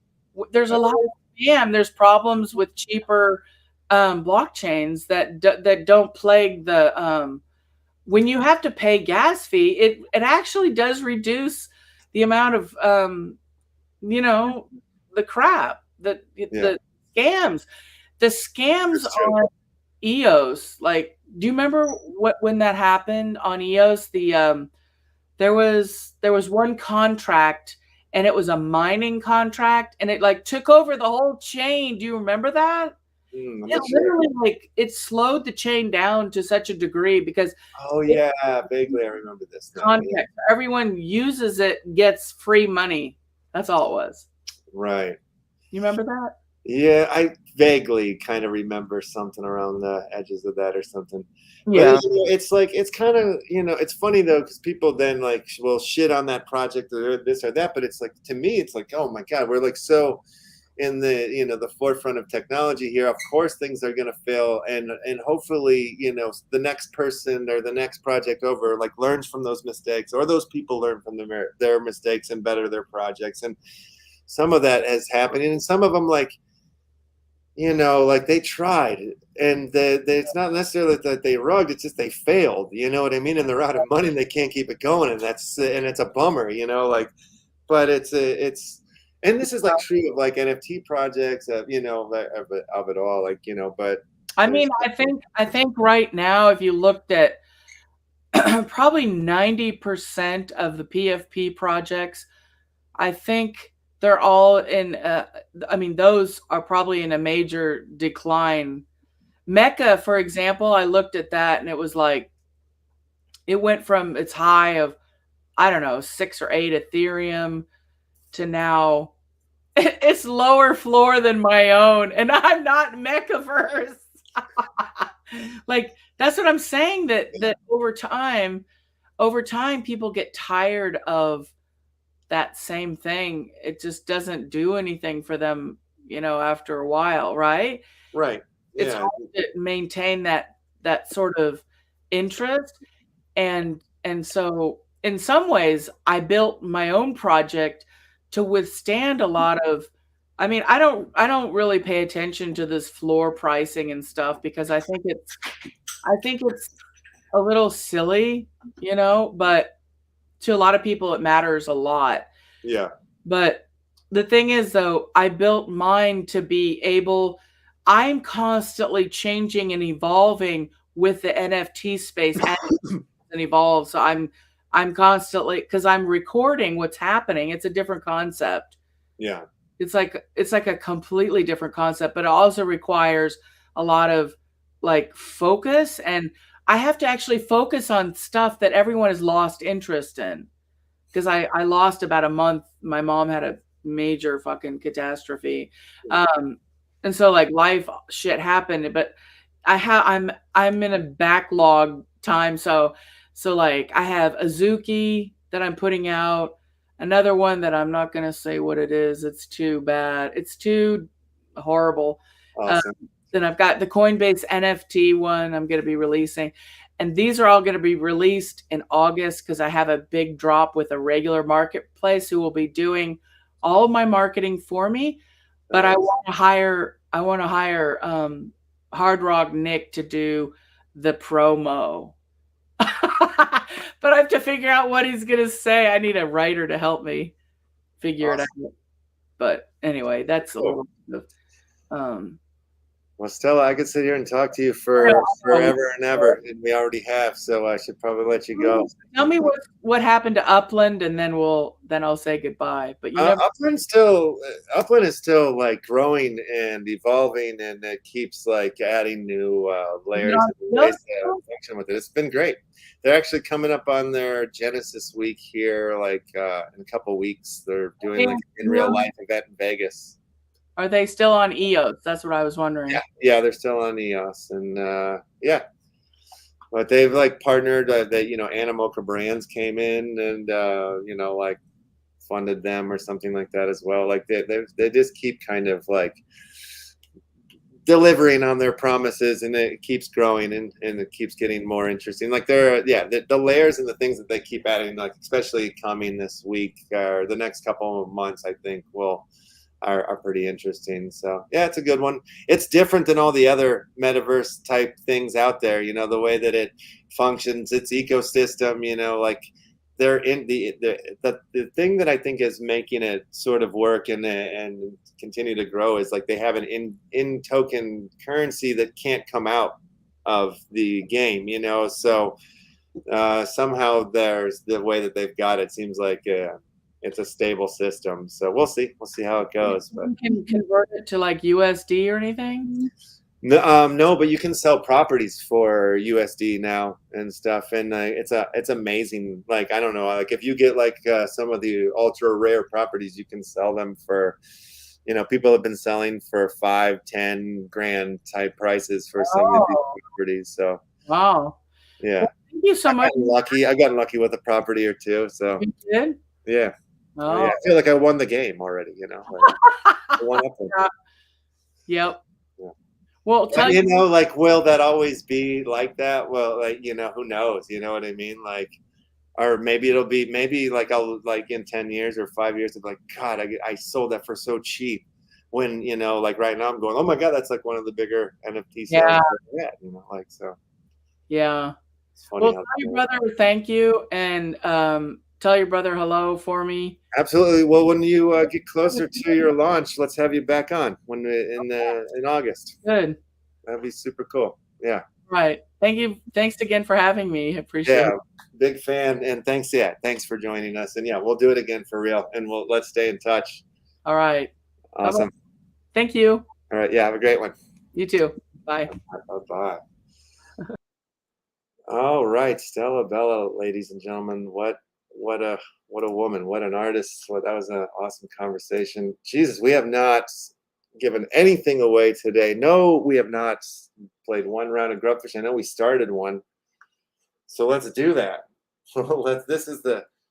There's more people in the Grubfish because I've realized something here. I think I know what's going on, because I didn't mention nothing about playing no Grubfish or nothing. I did like 2 hours ago, and then I just got into these amazing conversations, and like, we got 19 people watching the show right now, but 44 people are watching. And I noticed people just come in and drop that I play, and they move on into another show and drop an I play, and then they move on. They're humping the systems.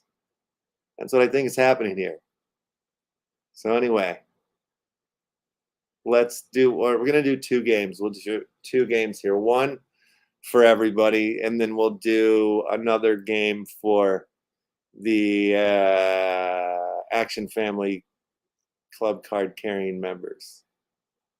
So the Action Family Club Card guys. So we'll do this one, and then we'll do the other one. All right. So we'll do top 3 on this one since we didn't get any other games out there. All right, let's go. We'll do Super Doom Rollers. So the people that aren't here will easily get smashed, I believe is the deal. So good luck. You know what to do. You need to move from one square to the other to avoid getting rolled over by the pin doom roller of death. So you got to hit exclamation point play, exclamation point B, exclamation point D or C. You got a DCA. You got a dollar cost average, boy. into one of these squares. All right, and so now that wipes out probably most of the nerds that are not here. So, oh, and then after we do this, I do have some announcements to make in regards to the Give Lab contest that we had during DigiCon. The winners have been chosen. So one of you guys is going to win Action Family Club card. One of you will win a Melvin Pepe Punch-Out Club card. Some DigiJewels, some Lefty Lefts, and some Left tokens are going out to winners. 4 contestants left. All lovely family members. It's good to see all of you guys still alive in this round of Doom, Pin Roller Doom of Death.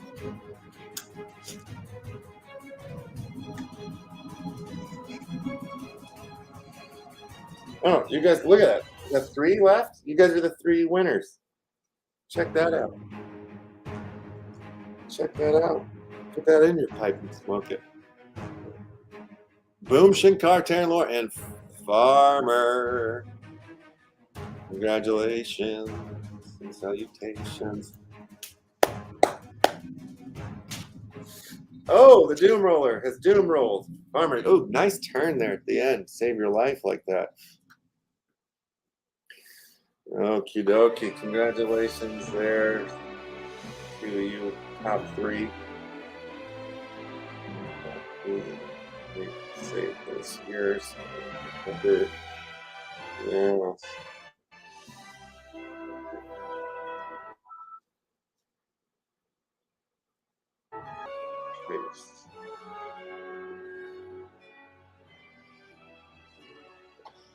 All right, Farmer, Taryn, Laura, and Boom Shankar.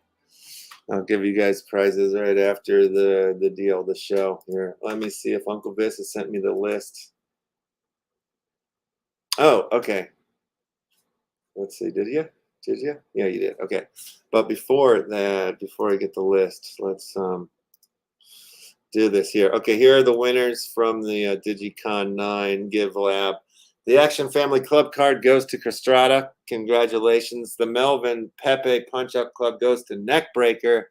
So, Neck, hit me up so I can get your ETH address. And then Daniel, Danny, LLE. And CMC Ski 123. You guys, oh, and Never Say Die. You guys all won the DigiJewels packs. Pokemon, Potter 513, Potts the Tam. You guys all won Lefty whole packs, and then Deserto Joe. I'm gonna have to find you, Joe, or you're gonna need to find me so I can get you these left tokens. We'll figure it out. That's probably your Discord name. That's probably how that works. Okie dokie. Okie dokie. All right, let me grab the list of the Action Family Club card carrying members, and we'll get that round off and ready. The last race of the day. Okay, let me set this up. We're going to do a different kind of race today. We'll do a rocket race. 30-second rocket race. Okay. Bring it to the screen. Rocket race to the screen, please. Okay. And let's let the rocket race begin, starting now. Oh my God. Rockets in the sky, oh yeah. For the Action Family Club card members, the rockets in the sky. 15 seconds left to win. Pull their magic. Oh, we're going to do top 3 of this one too. Top 3 will win prizes. That's the deal. Dropping elbows on it. Oh, and we have I'm the Key as our first place winner. Let's see who second and third is. We got MFTF King Kong D-Dub and I Am the Key. You guys are the grand champions from the Action Family Club card carrying members giveaway of the day. Oh shit. lose it? Oh no, I got him. All right, good. Put that in the private chat. What a show! What a show! What a show! What a beautiful show. I would like to thank all of our guests, Crystal, Blocktunes, Phoebe, what was the dude's name? Gambo. And of course, Stallabella. I'm frozen. My computer's been running hot. I gotta get out of here. Maybe I should stream right into somebody. Yeah? No? Yes? I'm sure somebody's out there that we can raid into. Let me do that. Go over to the old video producer. Stream manager, please. See who was out there doing a show. Looks like, Sashka from Wombat is on. Let's give him a raid. Let's raid on into him. Damn, this computer's moving slow right now. Real slow. Too much party, guys. Too much party. Trying to raid. What doesn't want me to raid? Doesn't let me raid. Okay, here we go. Give me the list.